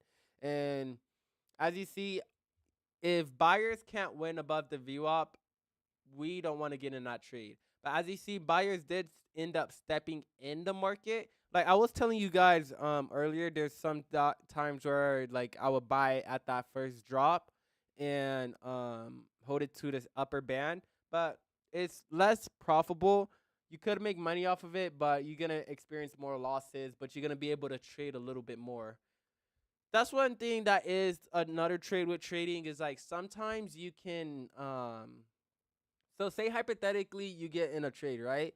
Well, you take a lot of trades. There could be strategies where you trade a lot, and then there can be strategies where you don't trade a lot. Now, typically with a strategy where you don't trade a lot, typically they're better risk to reward or they're better win rate. If you're trading like majority like every single day, that means it's a lower win rate is very unlikely for you to just have a high win rate, but you have a good risk to reward. But this is the thing. I want you guys to peep that. Both things you need a good risk to reward on both of those strategies because if you don't have a good risk to reward RR, you're not going to be able to be profitable. The only reason why you're not going to be able to become profitable is because you're going to be stuck. Like these areas that you're going to be buying in is like you like say hypothetically I win $1,000 and I lose $1,500 in the next trade. You know what that means? I'm not going to be making money. Holy. I hold on. I want to see if my post actually posted. Wait, what? That's actually pretty weird. All right, hold on. My post actually didn't post, so let me post it again.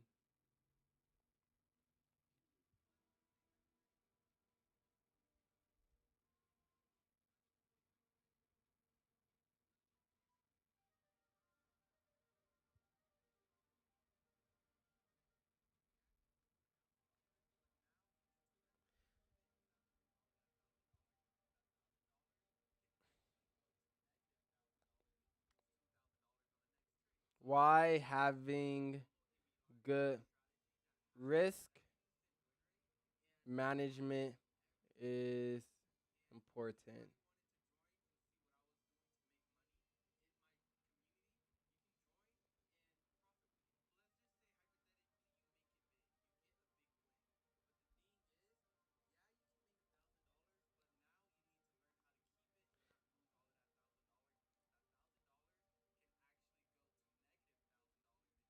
Risk management to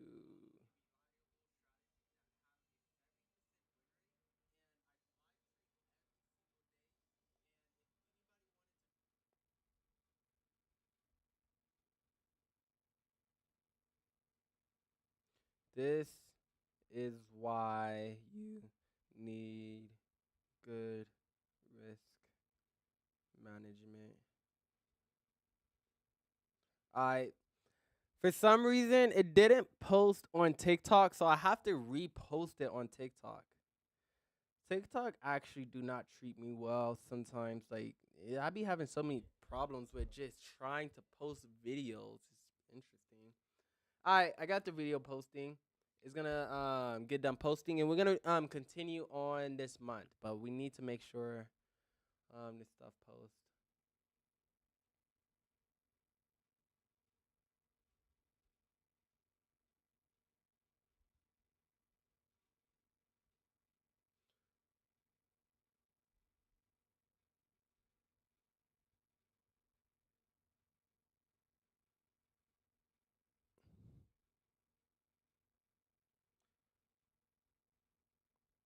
All right, and let me go on YouTube and make sure it posted on YouTube because watch it not post on YouTube. All right, we're good. We're good. We're good. We're good. We're good. We're good. Now, all right, it's posted on TikTok. All right, what's up, walk baby? All right, let's go. Let's get back into it. So as you see, we get the price action above the VWAP, but it's red candle. We was going over it. You don't want to be buying at these red candles because the only reason why you don't want to buy at these red candles is because it's invalid. You don't want to be taking invalid trades. If you take invalid trades, you're just basically bound to take really bad setups to the point where you're not going to be like you're not gonna like trading because you're not gonna be you want to trade more of a system. The thing is, whenever you take a bad setup, you're basically taking a bad system. And what happens with bad systems? They break. So that's why we're not trading on the 14th. The 15th, yeah, we do get a trade. So as you see, the 15th was actually pretty, really, really interesting. So we got in on SPY on the 15th. So let's actually go on here. So look, we got our price action above the VWAP, right? After we get that price action above the VWAP, what do we get next? We get our drop on a lower band. So once we get that drop on a lower band, we're gonna hold this until it hit the second not the second, but the upper band right here. It hit the upper band at 6:57. So let's calculate this. So what time is this? 6:15. Well, it's the 15th. Now, what time is it actually? 6:44. 6:44. So 6:44 was gonna be our trade. So we're gonna do 6:44. Bang. And then when do we actually sell? 7:57. As you see right here, not really the best target, but I mean at least we get something. So as you see, boom, we would have been basically done with this trade in yeah, damn, this would have took 10 minutes. This would have been a 10 freaking minute trade, guys. That's actually pretty good. So as you see, this would have been a 10-minute trade. If you guys was to take this trade, let's see how much money you guys would have made. So 5 times 7, 35. So you would have made probably around like $350. So you would have made $350 with this trade, guys. 350. And this would have been up. And I think our last trade was a loss, wasn't it? Wasn't our last trade a loss?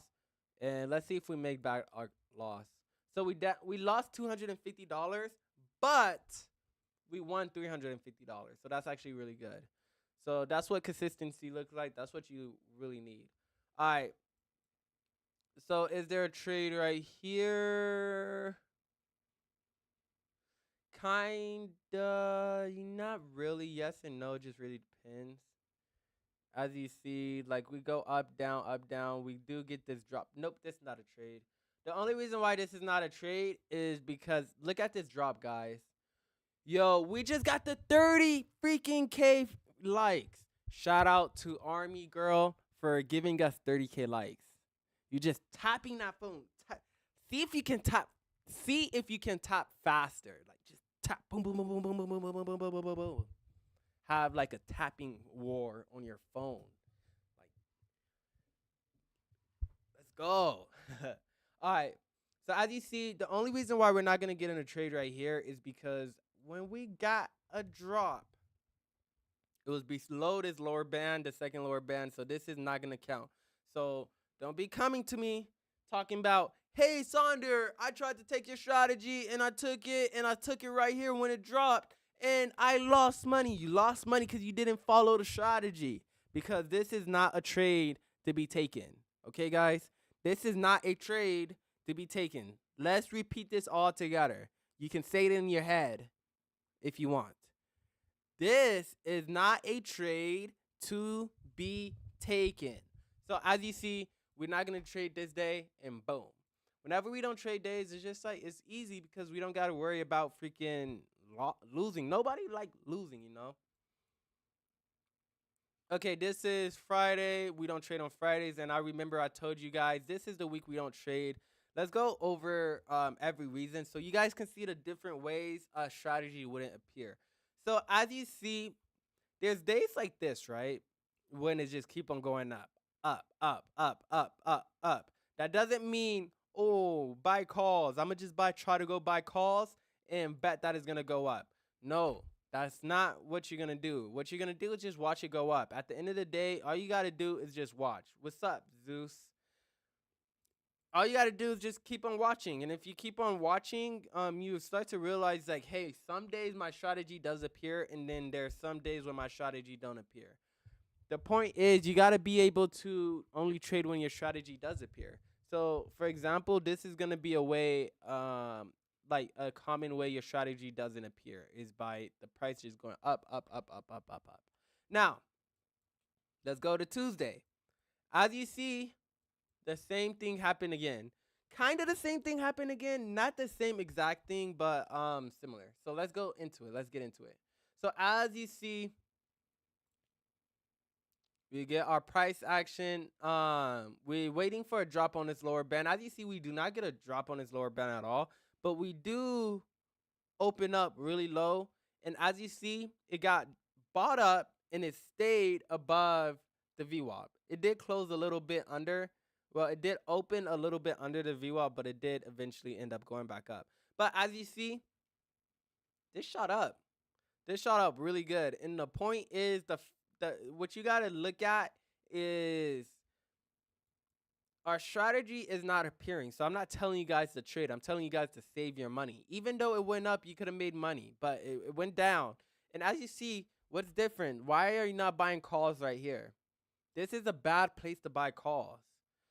I tell you why this is a bad place to buy calls. The only reason why this is a bad place to buy calls is because that there is, like, look at the time. The time is way too late. We're trading way too late. This is a different type of the market.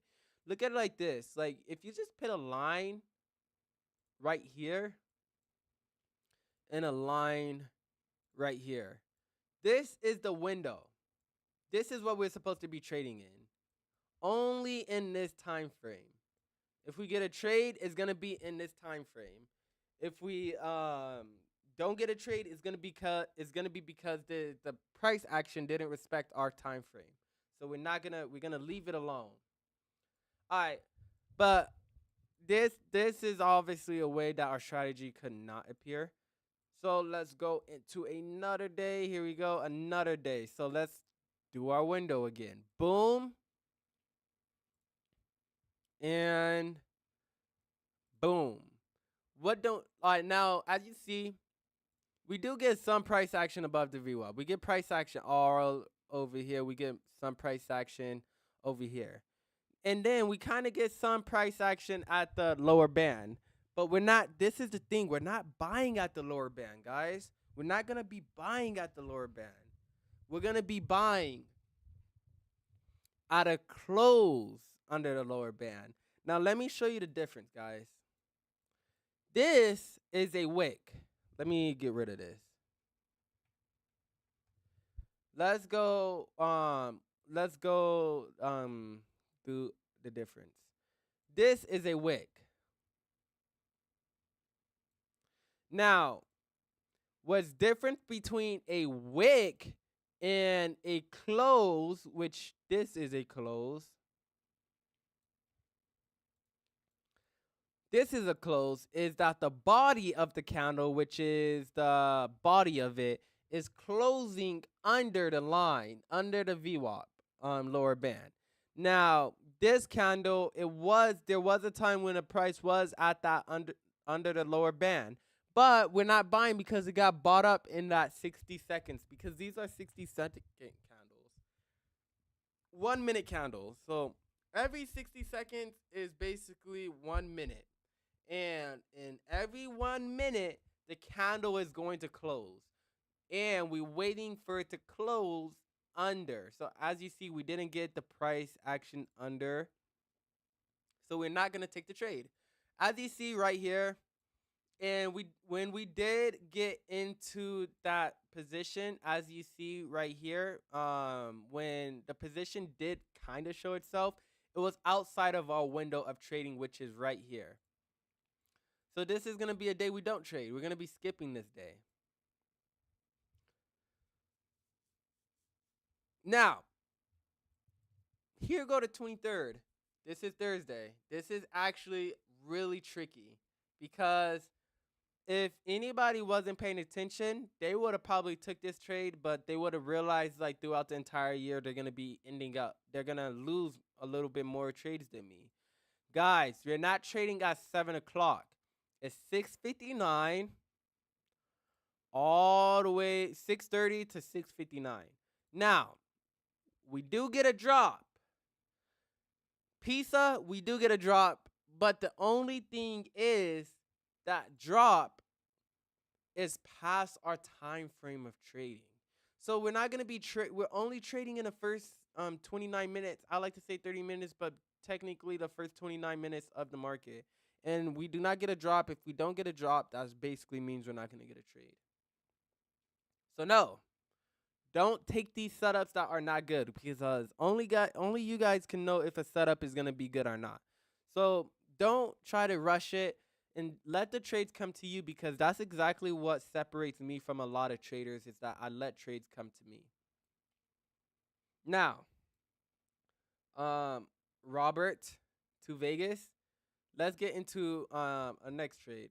So as you see, this was actually a trade that I did end up taking. I remember I took this with Spy. Let's go to it on 27th. So I posted this, as you see, IWM. I posted out this call for IWM. I told you guys to basically buy calls, and I did this live. No, it's not my most recent one, but it's pretty recent, like my other live stream. But as you see, boom. We got Monday 27th. As you see, we get our price action above the VWAP. And we get a drop on the lower band in our time frame. So let's actually mark down our time frame so you guys can have a visual look of it. It's easier when you like mark things down. So as you see, we got our price action above the VWAP, right? What do you do after that price action above the VWAP? You wait until a drop on a lower band. So as you see, we did get that drop on the lower band, as you see right there. We did enter calls a little bit more later. We entered in calls like way down here actually. I and we actually ended up holding. The only reason why we was holding is because we was in this position not only just for IWM, but we was also in this position for Spy as well. And Spy was actually holding out this level really good. So if Spy was gonna hold out this level, IWM was obviously gonna follow through with Spy. So as you see, this did eventually end up hitting our TP. I remember this gain actually gave us a 50% gain. A really, really, really, really good trade. But let's actually calculate this on the day on IWM. Well, futures. All right.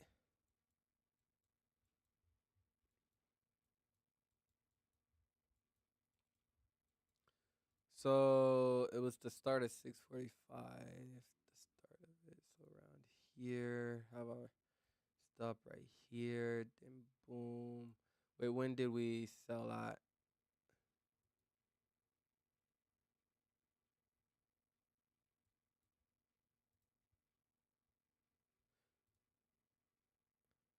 Yeah, so around 10 points is where we got at. So around 10 points, we bought in a little bit more lower. All right, so around 10 points is the gain that we did get.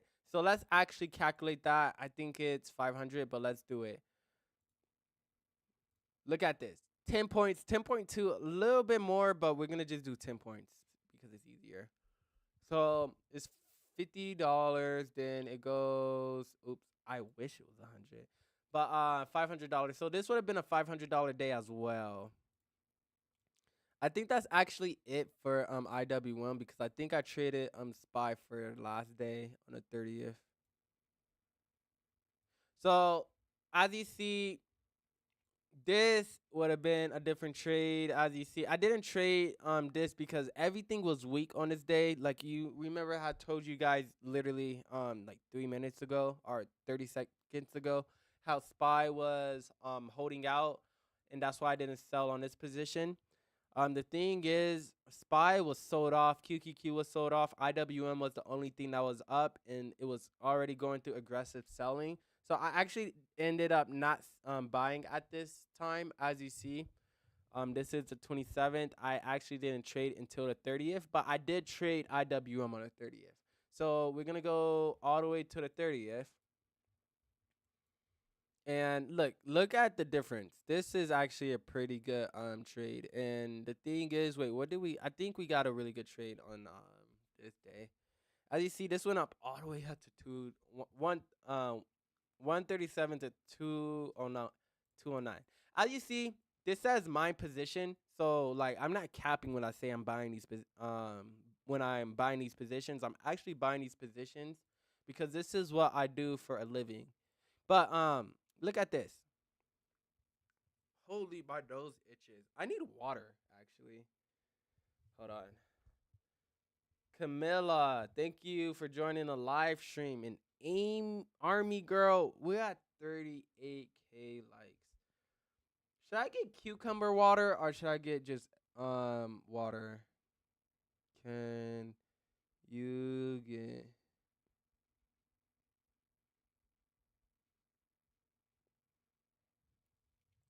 Alright, so I'm gonna just get like a cold water. I feel like that would be better. Alright, so as you see right here, we get our price action, and where will we sell? We will sell all the way over here at the second upper band at 706. And let's go to the 30th and see how much money that is. I'm hoping we make 3K. If we can make 3K on on IWM, we just had a 10K month, and I am about to verify myself to take these trades. All right, so let's see. 656.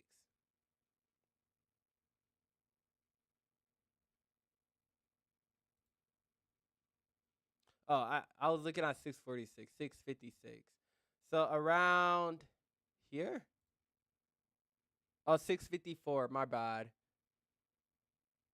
All right, so 654 is where we're gonna be buying, and 706 is where we're gonna be selling. So that's gonna be all the way up here. So this is gonna be $10. Thank you, appreciate it. All right, guys, this would have been 10 point gain right here, 10 points. So let's calculate 10 points. Oh well, we technically already did with it going up. Wait. Thoughts on overall market? I know this business profits are not growing at the rate that the market caps are. We've been in a bear downturn for multiple years.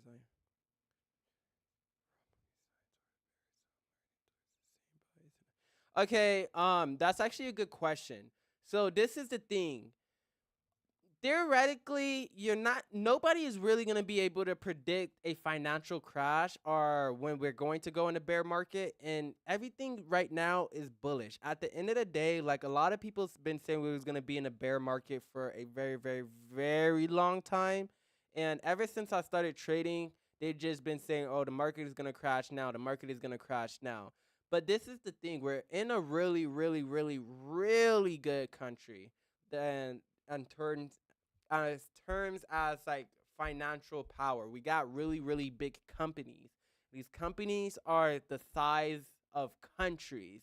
So say if we was to get into like a bearish market, it's not gonna last forever because at the end of the day, uh, I'm pretty sure the next person who's gonna be speaking for the Fed and determining interest rates is actually a crypto investor, which is really funny because a lot of people think that the interest rates are gonna be way more lower than where it is typically where like they think the interest rates is gonna go more lower because Jerome Powell wasn't lowering them when people wanted to. It was being really steady, but we have more of a investor that got money tied into these investments. So a lot of people are predicting that we're gonna get way more interest rate cuts, and that is very bearish. That is very no. I said bearish. That is very bullish. So lower interest means more money in the economy, more money is being printed. The money is gonna be cheaper, and then on average, you're getting 10% on SPY. So like, let's just say, they're pumping it up. They're pumping up the market because at the end of the day, when the market hit new highs, where do you think that money come from? Where do you think that money come from? When the market hit new highs after year after year after year after year, where do you think that money come from? That money is just being printed out of thin air, guys. Kid you not. It's getting printed from freaking paper. Or majority of it is not even from paper. It's actually from assets moving. That's where a majority of our money is in. It's in derivatives and assets. It's not really physical. It's digital.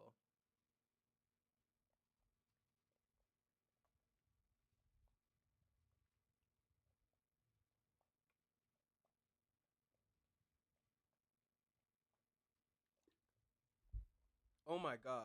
Water tastes so freaking good when you're thirsty. That's a pretty funny concept. But yeah, the Fed is always gonna lower the interest rates. Definitely when the market is going down too much, because our market is built off of margin. So basically, that basically means when positions go down too much, they're forced to sell. They're forced to sell. So when they're forced to sell, the market goes down way more. And say if they need money, they don't got money, they're too big to fail. So like, let's just say for example, Apple. If Apple was to go out of business tomorrow, you know what's gonna happen?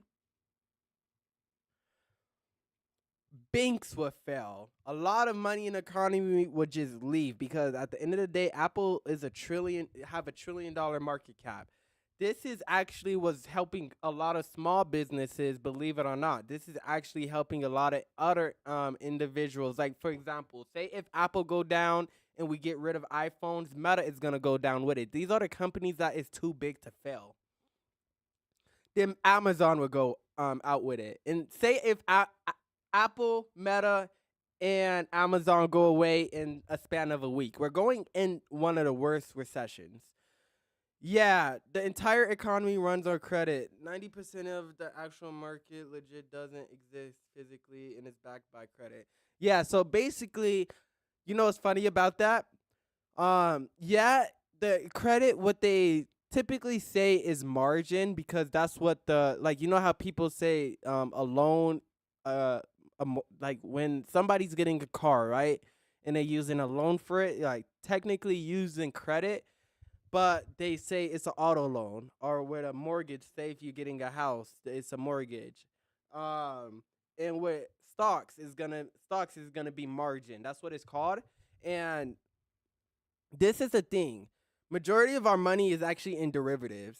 Now, within a global market in derivatives, guys, you can only freaking think about how much money this is. And this is basically margin and assets moving. This is options. This is futures. This is basically the whole future market down there, which is a derivative. Now, the money that is in derivatives is actually insane. It's actually $1 quadrillion.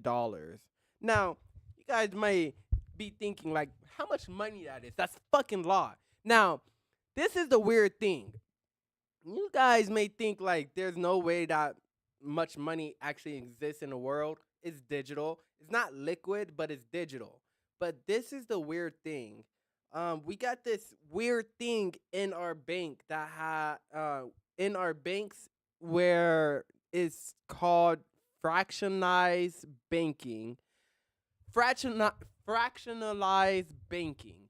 Now, this is so freaking weird because this doesn't make sense. This doesn't make sense. So, say if a bank have $100, right? They will be able to loan out 900 extra dollars. Even though they only have $100, they will be able to loan out $900. That means they basically, just because they're a bank, they're able to just print out and put somebody $900 in debt. Isn't that insane? They don't even need the money to put people in debt. It's called fractionalized banking. It's a weird concept. Like, even sometimes I think about it and I'm like, so if they have $1 million, they'd be able to manage $9 million. So if they have $100 million, they would be able to manage $900 million. Now, if they had $1 billion, they would be able to manage $9 billion. And the way that they make money off these loans are interest. I thought that was actually insane. And it's actually in our economy. It's nothing hidden. This is actually just, if you learn anything about banks or the economy or how banks works. Because if you're going to learn about the economy, you're going to have to learn about banks. Now, with the banks, is interesting because fractionalized banking, who would have thought of that? You know, like, whoever thought about that was like, yeah, that motherfucker was on fire. But then we calculate this. This was actually $500. So this was $500 on the day. So, um, delusional Dave. Hopefully, I'm saying that right. Um, Thank you for the comments. I actually appreciate it. Make sure you like the stream, because like that is, hey, crypto is a really hard game to play, and you're able to make money off of it. Congratulations to that. But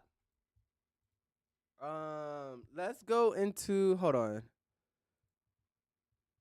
Let's actually go into the calculator. This is gonna be $500. That look like an S. Well, technically it is an S, huh? $500. And we're gonna go up. And non-seller.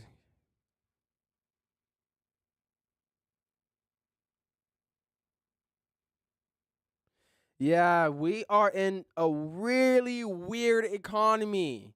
It's like, just they have something, right? Just because they've been owning these freaking companies, and just because they go up in value, they're able to buy other companies because they own other companies, and they don't even need to use any of their money. They can just use leverage. But I mean, look at it as a good thing, because look at it like this. you, by knowing that knowledge, you're able to have access to that same benefit. You just got to build yourself, like don't look at it as a bad thing, look at it as a good thing. Now, guys, we need IWM to be over 3K. So if it's over 3K, we're good. So $500 plus another $500. Please be 3K. Please be 3K. Please be 3K. Plus 350. Please be 3K. Please be 3K. Minus 250. So this is gonna be minus 250. I don't know. This is gonna be 3K, guys. 550. Please, please. Wait. It might actually be. Wait. Wait. Wait. Wait. Wait. No. 2,100. I made $2,100. That means I don't think I made 10K with everything else. I mean, this is still 7, 8, 9. That's still 9K. Meaning that the price is influenced by majority of shares. I mean, look at it like this. This is one thing that I do like about the market. That basically means that these shares gotta go up, because that means if the shares go down, that means they lose control of their collateral, and they are the ones that actually are pumping up the market. A lot of people don't notice, but retail actually don't move the market. Well, they could move the market, but we need a lot of money that's just doing dumb buying at one time, like a GameStop situation when we was trading in the GameStop, when everybody was basically saying buy GameStop. Roaring Kitty, that was his name. He was saying buy GameStop, buy GameStop. You need that type of money to control the market. But even if that's still the case, you need a shit ton of money and you need a small cap stock. Now with SPY, I don't think people can just move SPY if they wanted to. A whole bunch of people can't just get up together, but they could do it on a small cap stock.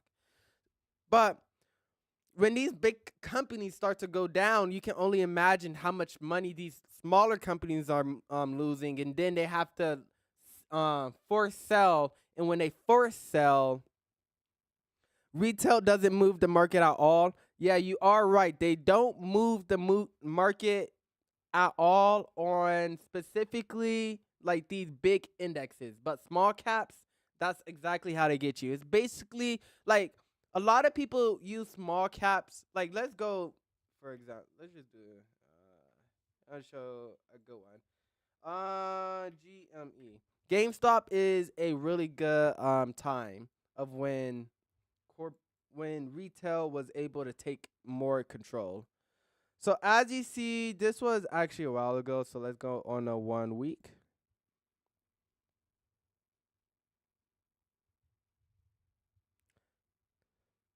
Wait, Delusional Dave, Delusional Dave and Army Girl actually said the same thing. Y'all actually said the same thing.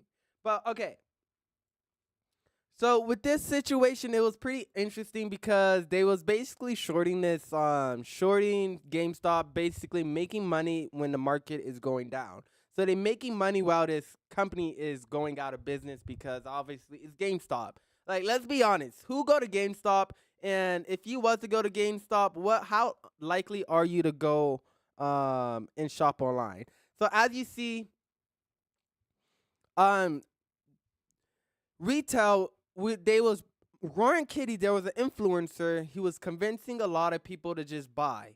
And the point is, he was trying to pull out a short squeeze. So basically, that means that the person who's holding all of these short positions is going to have to buy in at a way more higher price.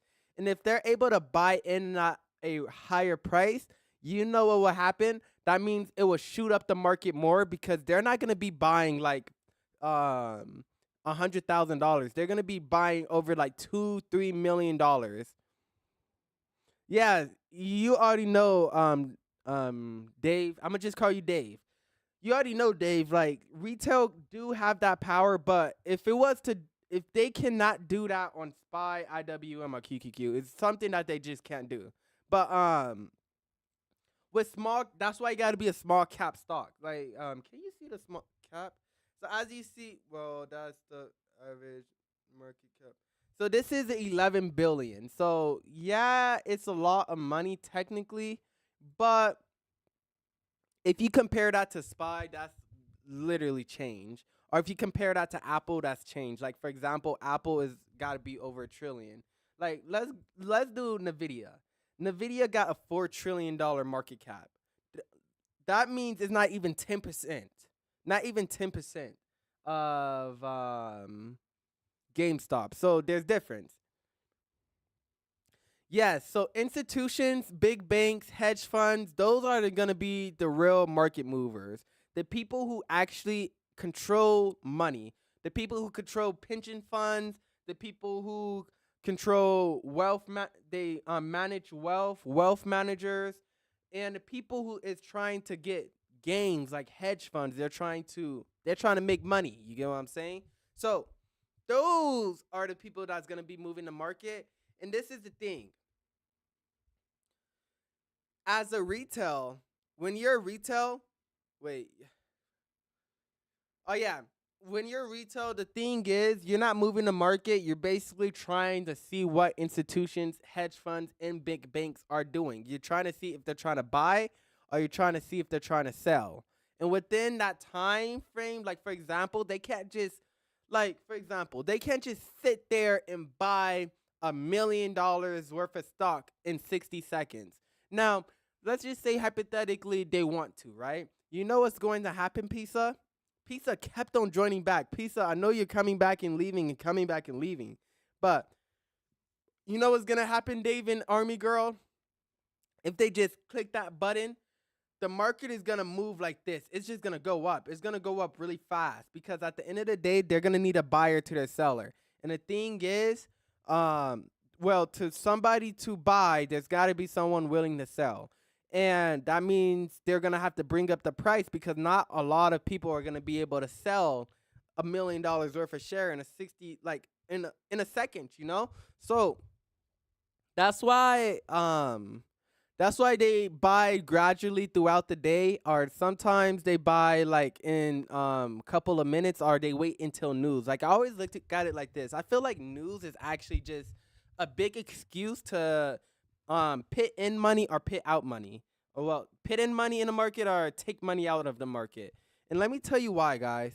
I noticed with news, even if news are good, the market can still go down. Even with good news. Why do that make sense? Is because the market is too overpriced? No, it's because they're trying to get some profit out. And sometimes with bad news, the market can go up.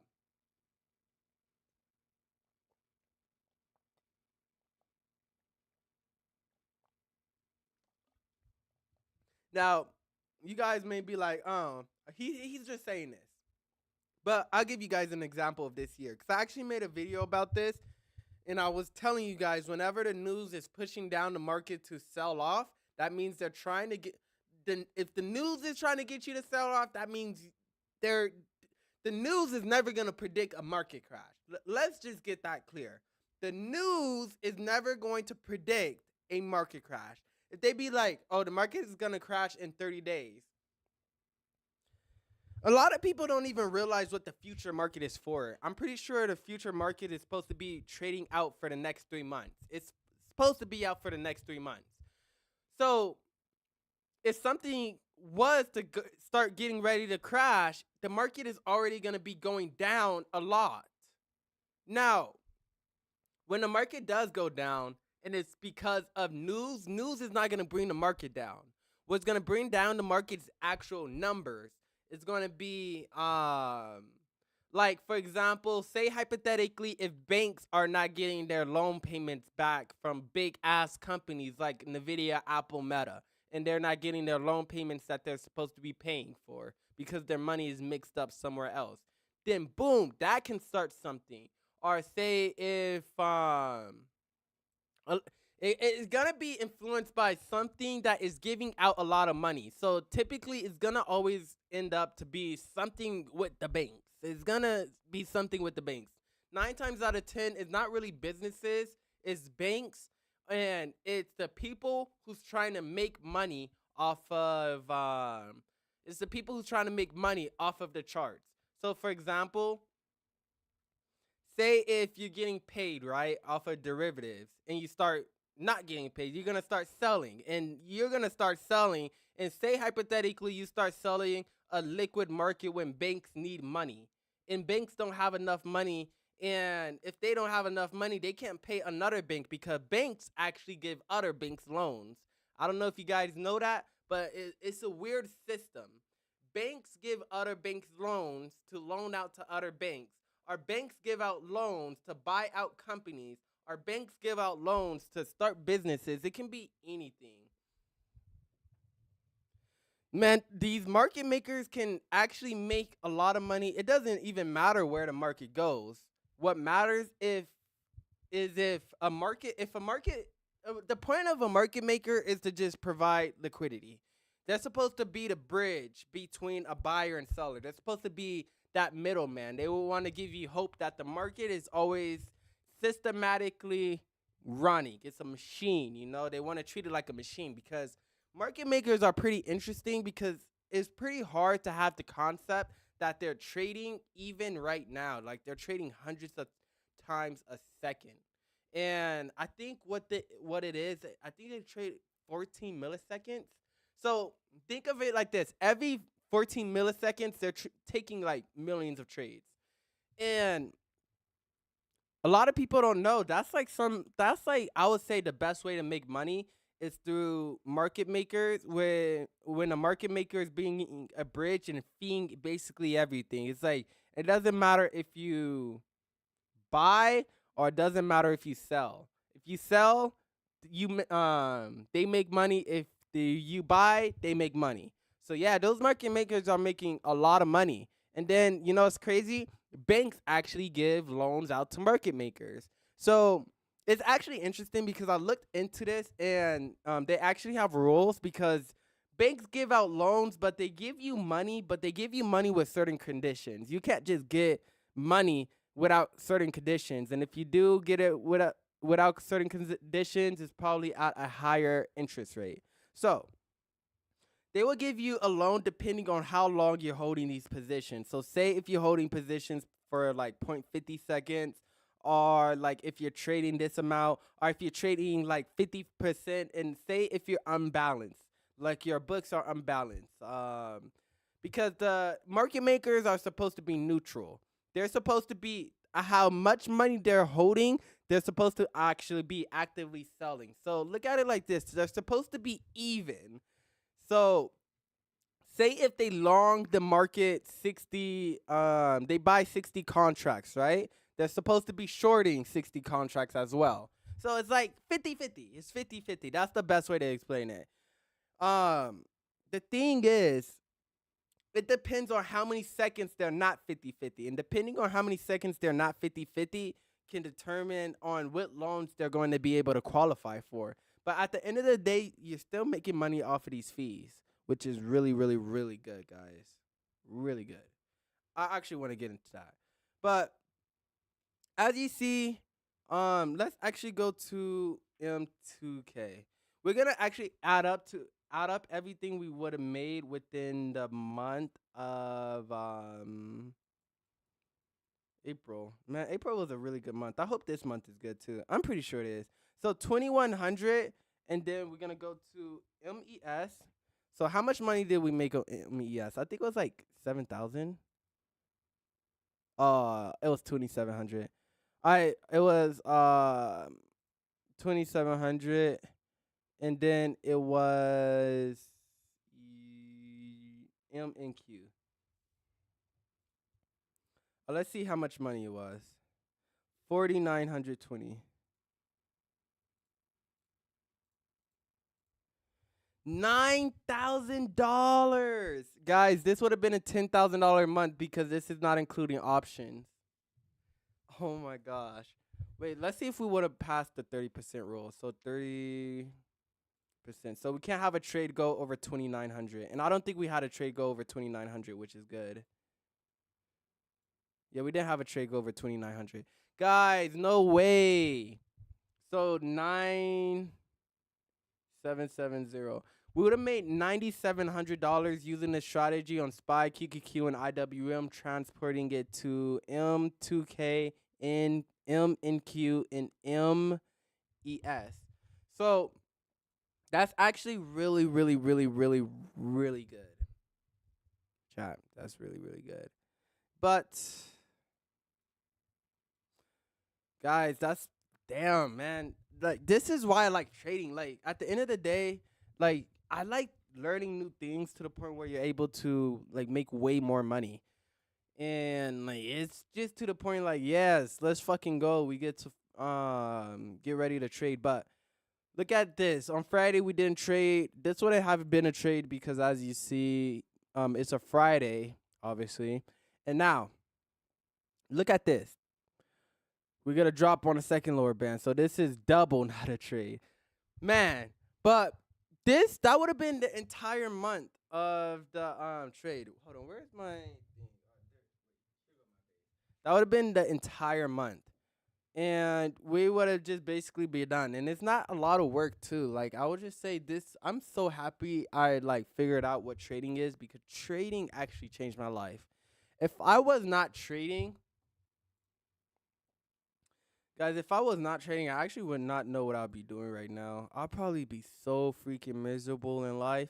You know how miserable I'd be in life right now? I wouldn't know what I'd be doing. I feel like that's the problem, you know? Like with trading, I just be living, you know? Doing whatever I want whenever I want. But look at this, like trades like this is always gonna come, because at the end of the day, it's more about being consistent. I've been doing this like for a long time. And when I say a long time, let's go over some of our members' wins. So as you see, 1,300. We got a Nvidia trade, $123, $800 in a day. And guys, these are in days. These are not like random days. $251, a $99 day. That's really good. That's really, really, really good. Now, $344 on a week is good. Definitely with only just 2 trades, it just shows you that you don't need a lot of trades. You just need to be consistent, you know?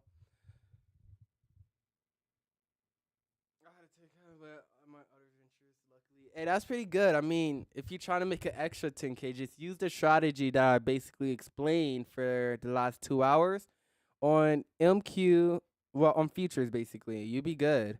What's up, more Wade? And let's see some more profit. Oh, guys, we've been on MU for so long. I don't know how much money we made off of MU so far, but I kid you not, MU just been going up almost like every single week. It's been like just printing money. This is actually a money printer. Here go a $90 trade. Here go a $500 trade. Hey, this is really good. $300 on a week. I mean, $300 on a week is really good, and definitely like this guy is he's basically paying me to be in his Discord, right? And he's making more money than he's losing, which is, well, making more money than he's spending, which is really good. Here goes somebody else, $200 in a day. Here go another trade. 124%. And it just shows you don't need to be investing thousands of dollars. Like, you can get away with investing like $400 or $500 in a trade. And if you do, this would have been like a $400 or $500 day if you took that trade, the same exact trade. And like, you can keep on scrolling up 115%, $1,300 in a day. I like making between like $500 and $1,600 in a day. Those are like my sweet points. The only reason why I like those areas is because those are like the areas where I typically feel like comfortable within like a week. So for example, say if I was to make like $1,600 in a week, my goal is actually just $2,000 in a week. But say if I was to make $1,600 in a week, I'm not really tripping too much.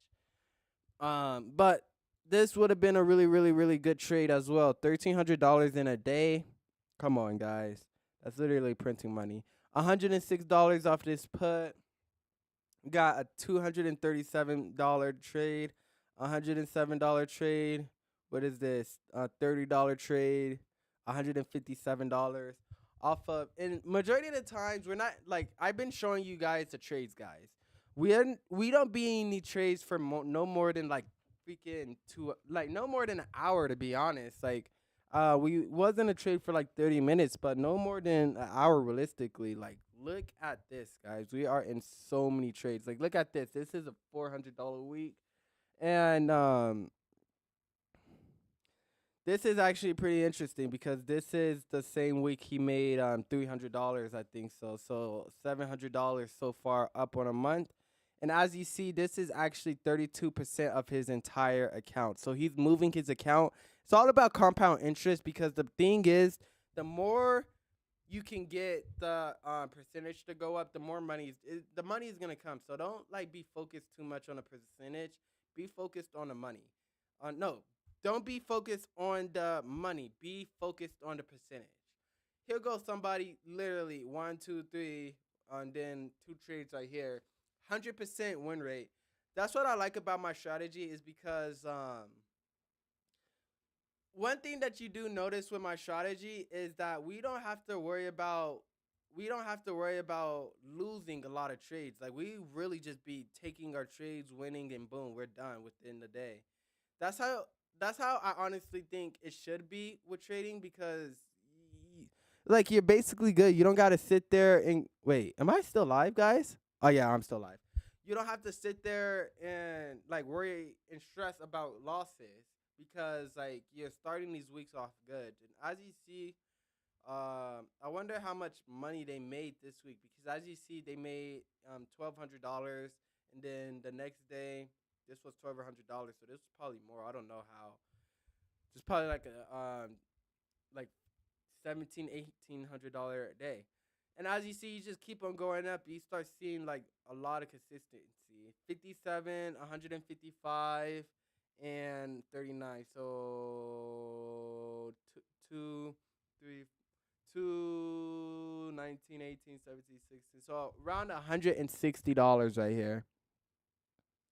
Around $160 right here. Wait, Army Girl and Delusional Dave. I know Dave said that he actually trades crypto, but how long have you been trading crypto in Army Girl? How long have you been trading, guys? I want to know how long y'all been trading. He'll go a $4,000 day. This was actually pretty good. This day was actually pretty good because I remember we was just posting out trades and was able to get 3 trades in our day. And as you see, three for three today would have made 5K if I held longer, which is really really good. Um, IWM right here, 200%. Sadly, he only put basically $28 into it. They should have bought more expensive contracts with everybody else, but you can make money and you don't need to make like if you just put like $500 in here, this would have been $1,000 day right here. So, but it just shows you can make money with like a lot with you don't need that much money, you know. All right, hold on. I'm gonna just put this on because my arm is starting to get tired. I just gotta screw it on.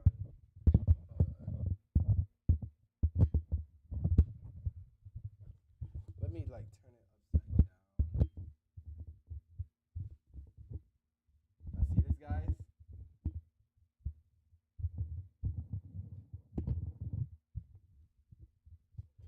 Sonder the Mechanic. That's what my new username is. Sonder the Mechanic.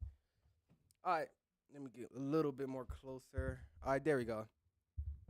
All right, but yeah, guys. I mean, it was pretty. This I'm telling you, we've been starting this year off pretty good. Like as you see, you go Bebo, my man right here, 104, 52%, nice trade. 36%, $49. But as you see, the next trade right here, boom. And you know it's crazy. He was actually in my live, right? And look at this. Do y'all see that? Do y'all see that win? I'm literally winning right now.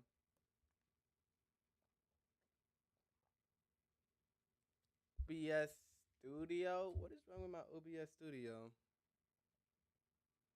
All right, I think my OBS is back. All right, it's back. It's back. All right, so basically, if you invested $1,000, right, you would have been able to for 36. That would have been a $360 day. As you see, here go another MU trade, $440. Gosh, Lee guys, this is actually insane. Okay, here goes some more trades. Ash Trade is another trader in my Discord. I actually have multiple traders in my Discord. The only reason why I have multiple traders in my Discord is so everything can just like flow because I don't trade every single day.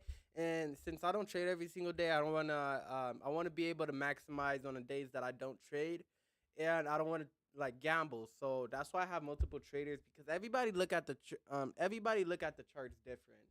Nobody look at the charts the same way, and if you look at the charts the same way, you need to it might be good, but nobody really look at the charts the same way. Definitely for retail. So this was a really good gain. As you see, this was $140 right here with this gain. Here go another one, 55 and 46. We got basically $100 gain right here. Boom. And $400 right here. See, I told you, MU is actually insane because just here again, this is another $400 day on MU. So like, if you guys are not trading MU, you guys are late. You guys need to actually hop on this train, and it's like Nvidia. It's like freaking 2023 Nvidia. Oh my gosh, I kid you not. Like Nvidia was going up a lot 2023. It's kind of similar to the same thing. But as you see, 263, boom. 210, 25%, pretty good. 61%, $147. And guys, as you see, it just keeps on going up. Like, boom, this is a freaking $1,400 trade. And look how much this went up, guys. Guys, oh my gosh. Look how much this went up. Don't lie. This is a really beautiful trade right here. This must be like probably I think this was like the best trade of the year actually. So when we posted this out, a lot of members made money this day. I think he made the most, making over $1,400. 200%, 100% constant gains as you see 58, 29, 5, 6, 7, 8, 9, 10. $111 right there. So that was actually a pretty good trade.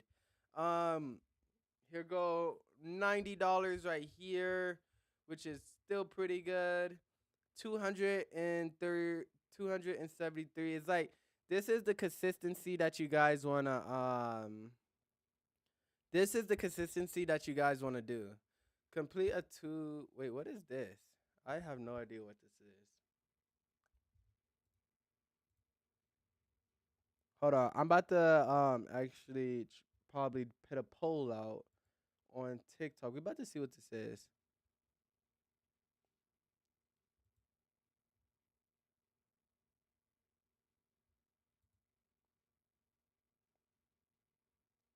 Is it gonna work? Oh no, it's not gonna work. I don't know what that is actually. So we're gonna just ignore that. Then I freaking accomplished so many goals on a TikTok thing. Like guys, you'd be surprised. Oh shoot! So it's giving me freaking themes as well too. So I can get themes to. Oh wait, hold on. Can I like make it where I have like an outline over myself? Let's see if it will let me. Exposure, performance, enhance, effects. Let's see if we get any effects, guys.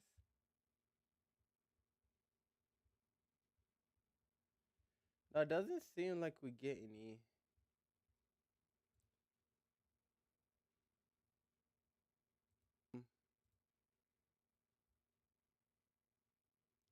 Ah, yeah. Alright, wait. And I could do atmosphere, natural background. I could do backgrounds. Oh shoot! So I could do different rooms. Alright, we're gonna just use the effects because those are pretty cool. I'm not gonna lie. Oh no. Enhance. No, it's the effects.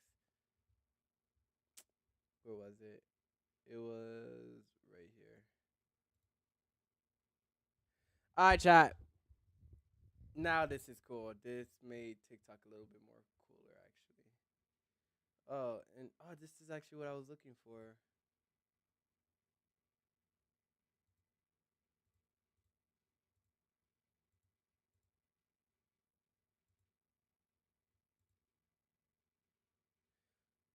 Oh, this is cool. All right, we're gonna do this one. All right, guys. I don't know if you guys can see the effects. It's so cool. Like whenever I talk, like wow. All right, guys. I'm probably gonna keep this like this for a little while. Let's do the same thing for the computer. Actually, make sure everything is working.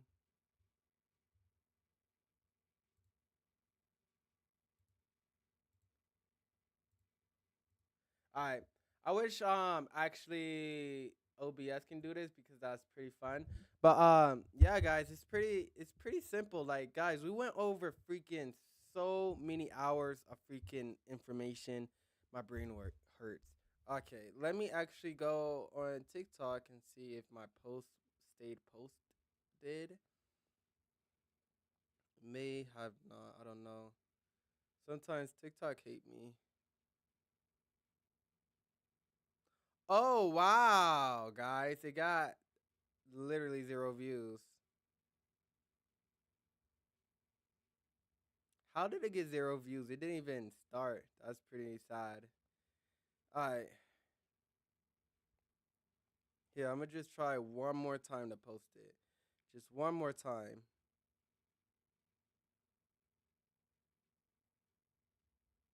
If this doesn't work, I'm gonna be pissed.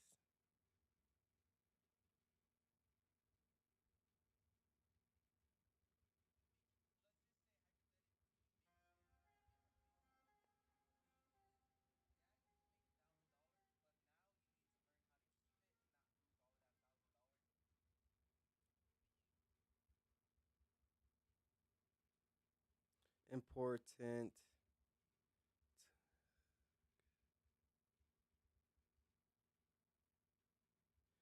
All right, guys. I literally just posted the same video 3 times on TikTok. Oh my gosh, what's up with TikTok? TikTok is not working. Why is TikTok not working, guys? Holy. TikTok need to like low key fix their app. I'm not gonna lie. Because the thing is, I just be doing the most basic things on this platform.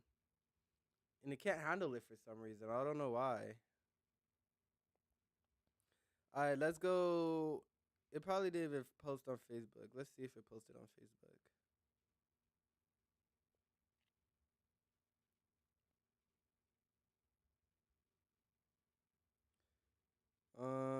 It doesn't. I don't know, guys. Guys, how many of you guys been staying in a live stream? Type, types, type one if you start, guys, stayed in a live stream for a while. I want to see how many people that just been staying in here. Type one. One Nazi. Okay, Nazi's still in here. You got Nazi. I wonder what you guys be doing. You guys just be chilling and vibing, learning. I mean, it's always good to learn, you know. I appreciate Nazi a lot for joining the live streams. You've been joining the live streams for a long time. You're at work. Okay, that's nice. So I'm like entertainment. Haha. I never thought learning was that much of entertainment, but I mean, it could be entertainment. Entertaining. It just really depends. But man, why am I posting the same video on TikTok? The same video. And when I say like the same video, I had to repost it. And look, it's still posting. Hold on, let me show you.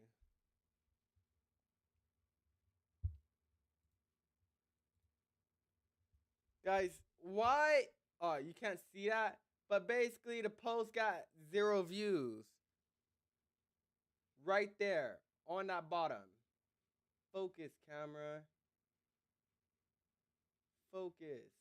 See, why does it have 0 views? Look at this, YouTube. You guys gonna be like, oh shoot, that's pretty weird.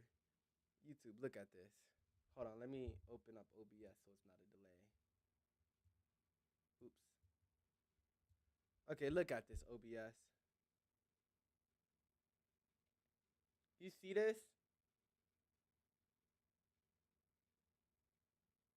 It's 0 views on TikTok. That means it didn't push out the video at all because it hates me. What the hell? Like, what's up? What did I do to TikTok? Like, I know I wasn't being consistent with going live. I know that. But you don't got to sit there and punish my videos, you know? You don't got to do that. But as you see, this would have been a pretty good trade. Like, hold on, guys, did we calculate the win percentage? Let's calculate the win percentage of this month because that's actually one thing we did not do. Why didn't we do that? All right, so let's go to the start of the month, and we're gonna basically calculate the win percentage.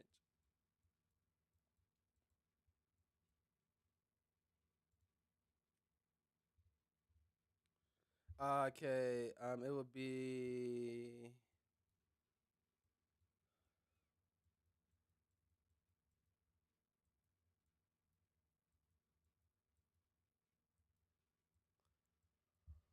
right here. All right. I'm getting pretty tired, guys. We're gonna get off once we get done with calculating the win percentage. I'm probably gonna write and go to sleep. No, I need to read. I didn't read today. I'm almost done with this book too, but I'm sleepy. I'm gonna just write, read, then go to sleep. All right. So as you see, price action. Our strategy did appear. We get the price action above the VWAP. Boom. Blah blah blah blah. You get the drop below the lower band, blah, blah, blah, blah, blah. And now we're up 1 for 1. So 1 win. We're going to just keep on going. 1 out of 2. No. 2 out of 2. And we counted this as a loss. So we're going to do 2 out of 3. Then keep on going, keep on going, keep on going. Keep on going, keep on going. 2 out of 3. This is gonna be 3 out of 4. This is gonna be 3 out of 5. Keep on going, keep on going.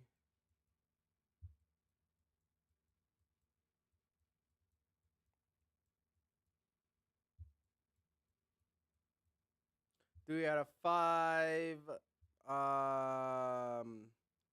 4 out of 6. 4 out of 6. Then keep on going. All right, so it was 4 trades out of 6 trades. So that basically means we took 4 wins, 4 W's, and 4 out of 6, and then 6, 4, and 2 losses. So typically, I just put this in like more of a fraction. So what I would typically do is do 4 out of 7, and this is gonna basically represents how many trades I won versus how many trades I taken. This is just gonna be a little bit more easier to add, just putting it into a fraction instead. So now we did that for SPY. Let's get ready to do that for EQ. Well, QQQ.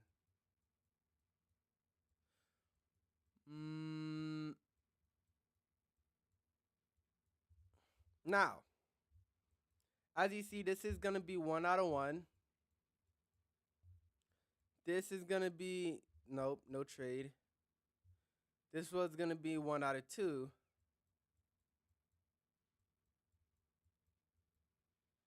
No trade right here. No trade. 1 out of 2 so far. Um, 2 out of 3. 2 out of 3. No trade. No trade. No trade. No trade. 2 out of 3. 3 out of 4. So far we only lost on one time. 3 out of 4. That's actually really good. 3 out of 4. No trade. No trade. And I don't think we traded over here. No trade. No trade. No trade. So 3 out of 4. So we would have took 3 wins. So 3 W's and 3 out of 4 and 1 loss. So this is actually really good, actually. So the way I would calculate that is 3 out of 4.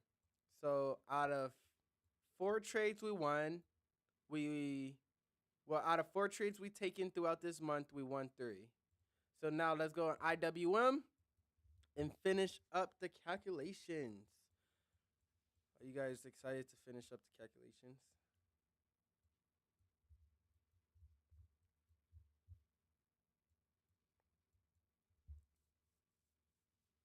All right, ready? So I remember we didn't really trade a lot this on IWM.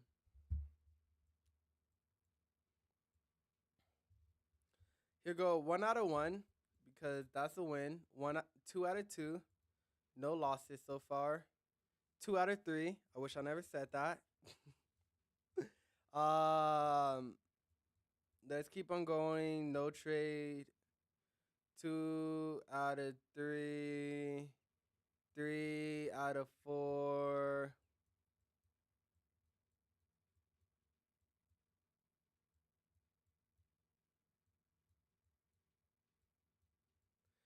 Here go another trade. We're gonna count this as a win because we actually won on this day.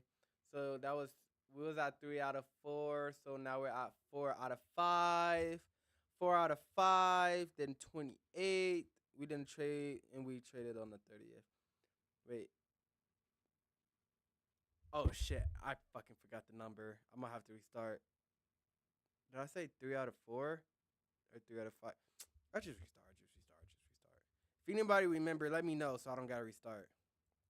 Cause I was literally on the last trade. Now I gotta. Oh my gosh, I gotta start all the way back from here now. All right. So let's just start over.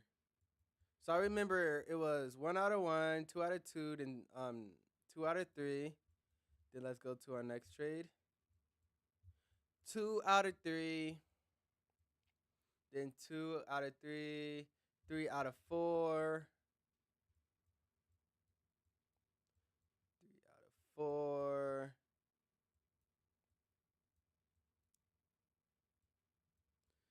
3 out of 4. 4/5.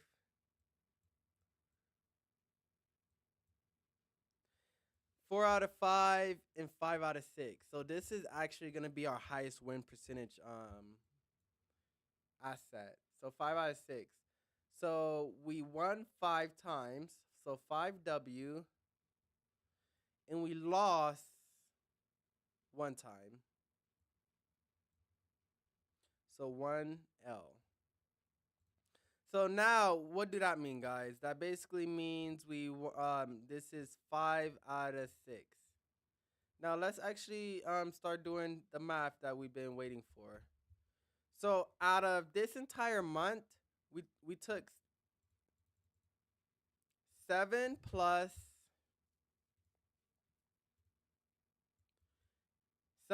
4 plus 6. All right, so within this entire month, we traded 17 times. So this is pretty interesting because a lot of people try to trade way more times, but I only actually traded 17 times, which is not a lot of times within a month, but it is really good if you're managing your losses. So as you see, this was 17 times. So now let's calculate the wins. Oh wait, let's make this on SPY. So this is gonna be under 17 because we traded 17 times throughout the month. Now what we're gonna do is add our wins. So this is gonna be 4. So 4 plus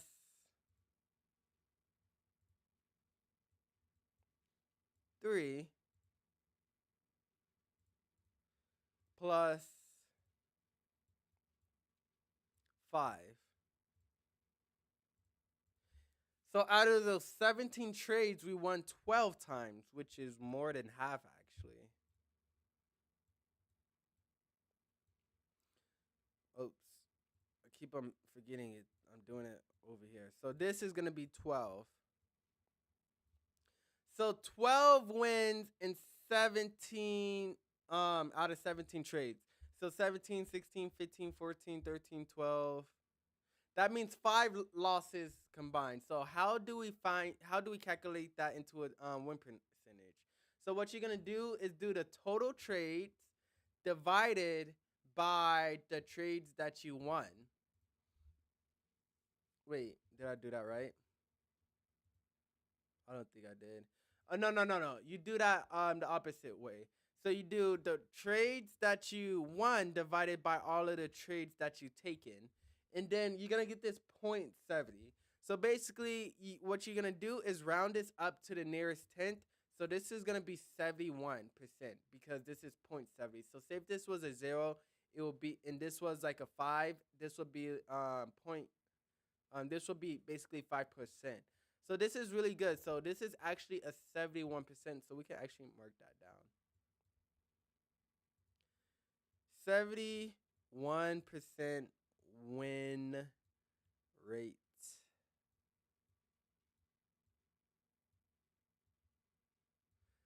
Guys, this would have been a 70% win rate.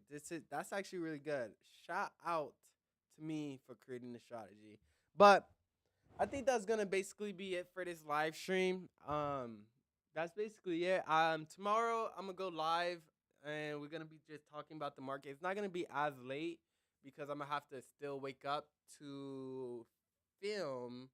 Not to film, but I'm gonna have to wake up on Monday to actually go live and trade.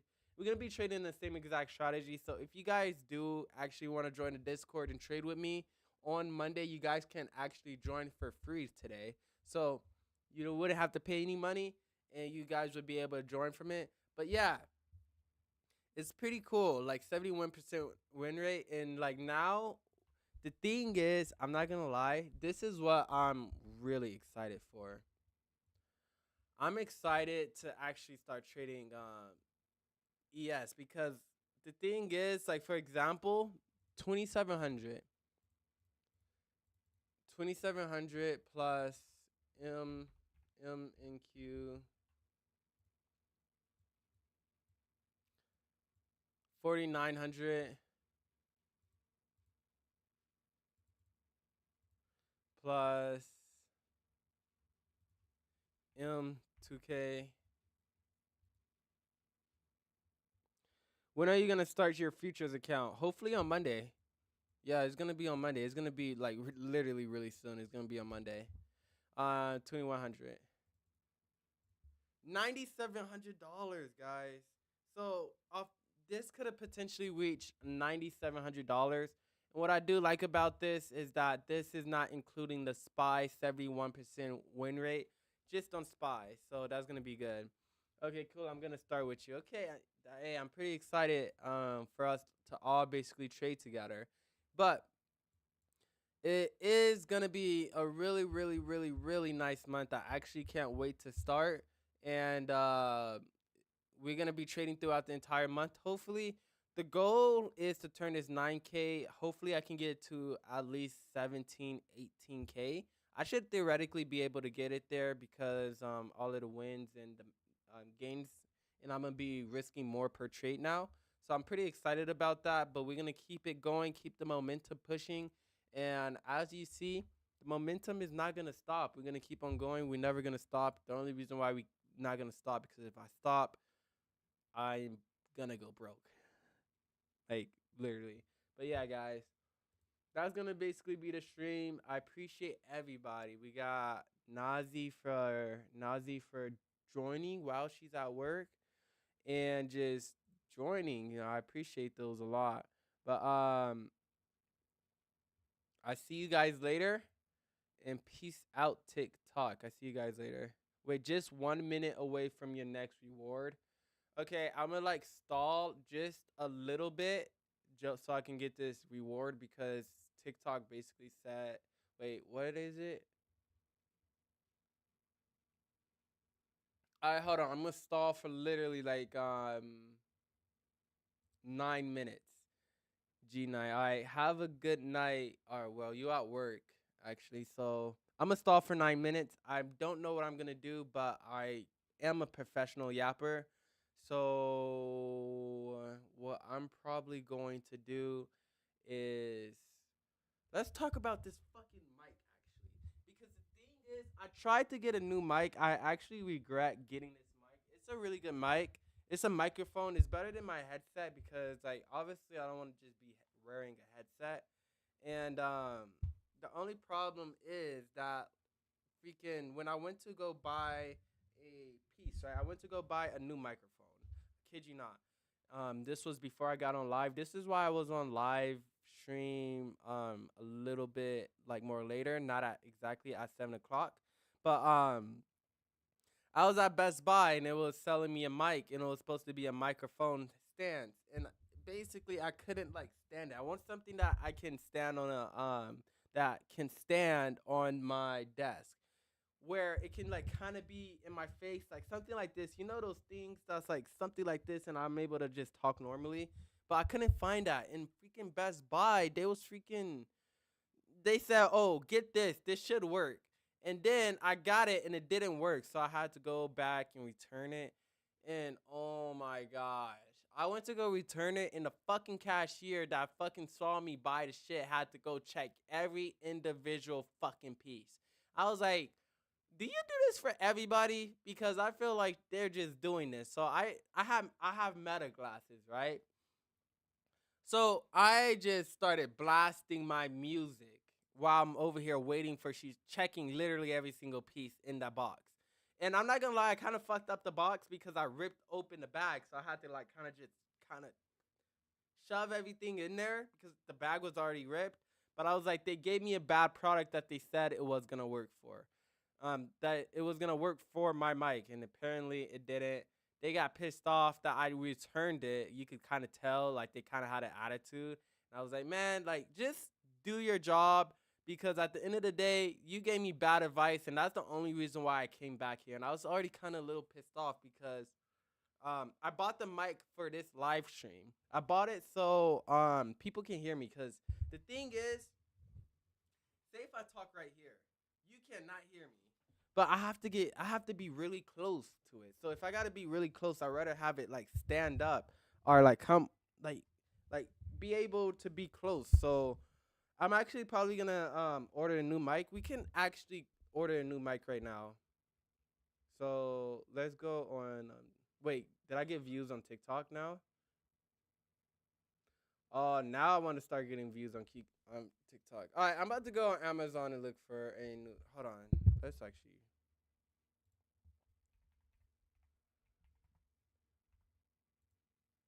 I don't think I'm logged in, but you guys can like shop with me.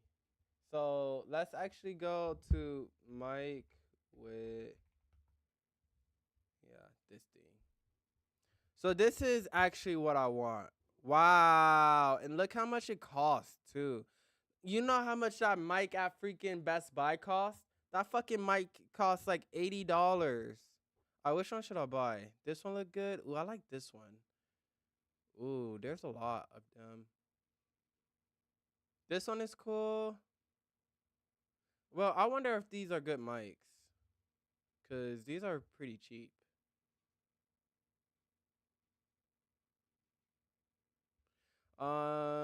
Here, let me like look for like a really good one actually, because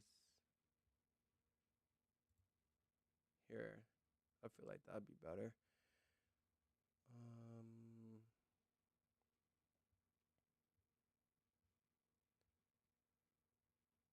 This is pretty cool from the lights. Seems like a lot of wires.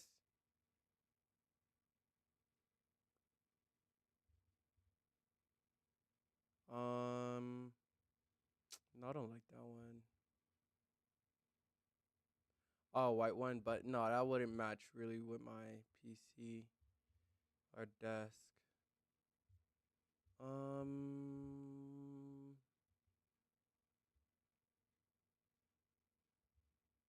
this is nice, but no, I wanted to like kind of go towards the side because I want it to be right here. So if I want it to be like kind of on the side, it needs to come like damn it, but it would be in front of the camera though.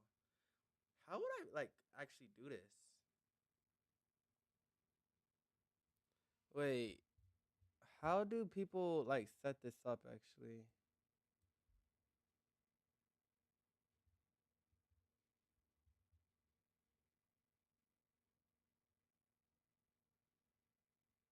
This is actually really good because it turns around to. Well, I think this one does too. Let's see what this one looks like. This is fucking cool right here. But wait, do I have space for another mic? Oh yeah, I do because I can just unplug this one. All right, so this is the thing. It goes up, seems like that do good, and it will be able to turn out and twist. Guys, yeah, I think this would be able to twist or no. I don't know. I need to figure. All right, hold on. They got videos of it. Okay, wait. So it doesn't gotta be down. All right, hold on. Let's see. That's a cool mic.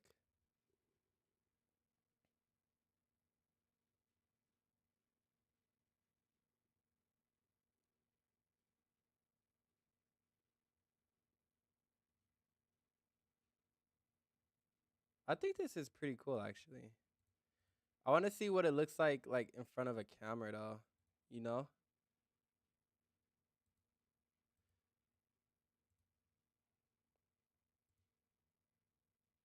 Okay, it's the same video. Seems like. All right, here we go.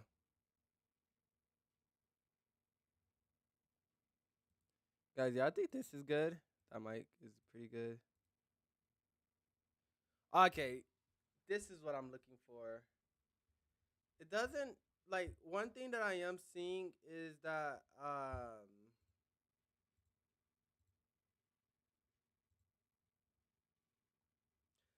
okay, I just wonder if it would be in front of me because how like would like for example, say if it's like this, like how will it be able to stand?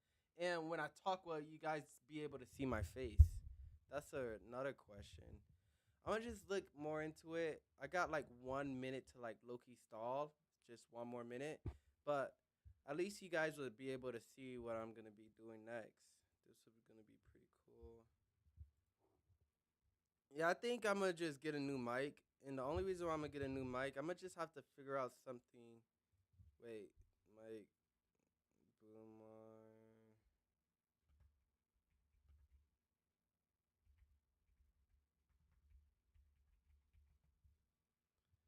Yeah, so these are like pretty decent streaming mics. We're just gonna have to see what these are basically gonna do, cause I don't want to buy no bad mic and have to return it. Like basically just like this one.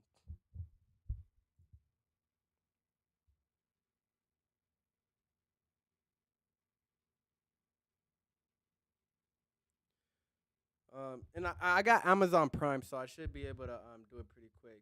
Oh, guys, we've been live for 3 hours. Let's go! All right, now I'm basically done with my live stream. We're basically gonna be done with this. I see you guys later, and yeah, peace out, guys.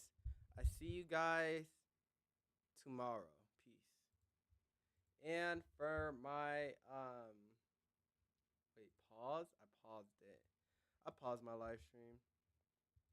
I OBS in slash YouTube. I appreciate everybody who joined, even the people who watched. I see you guys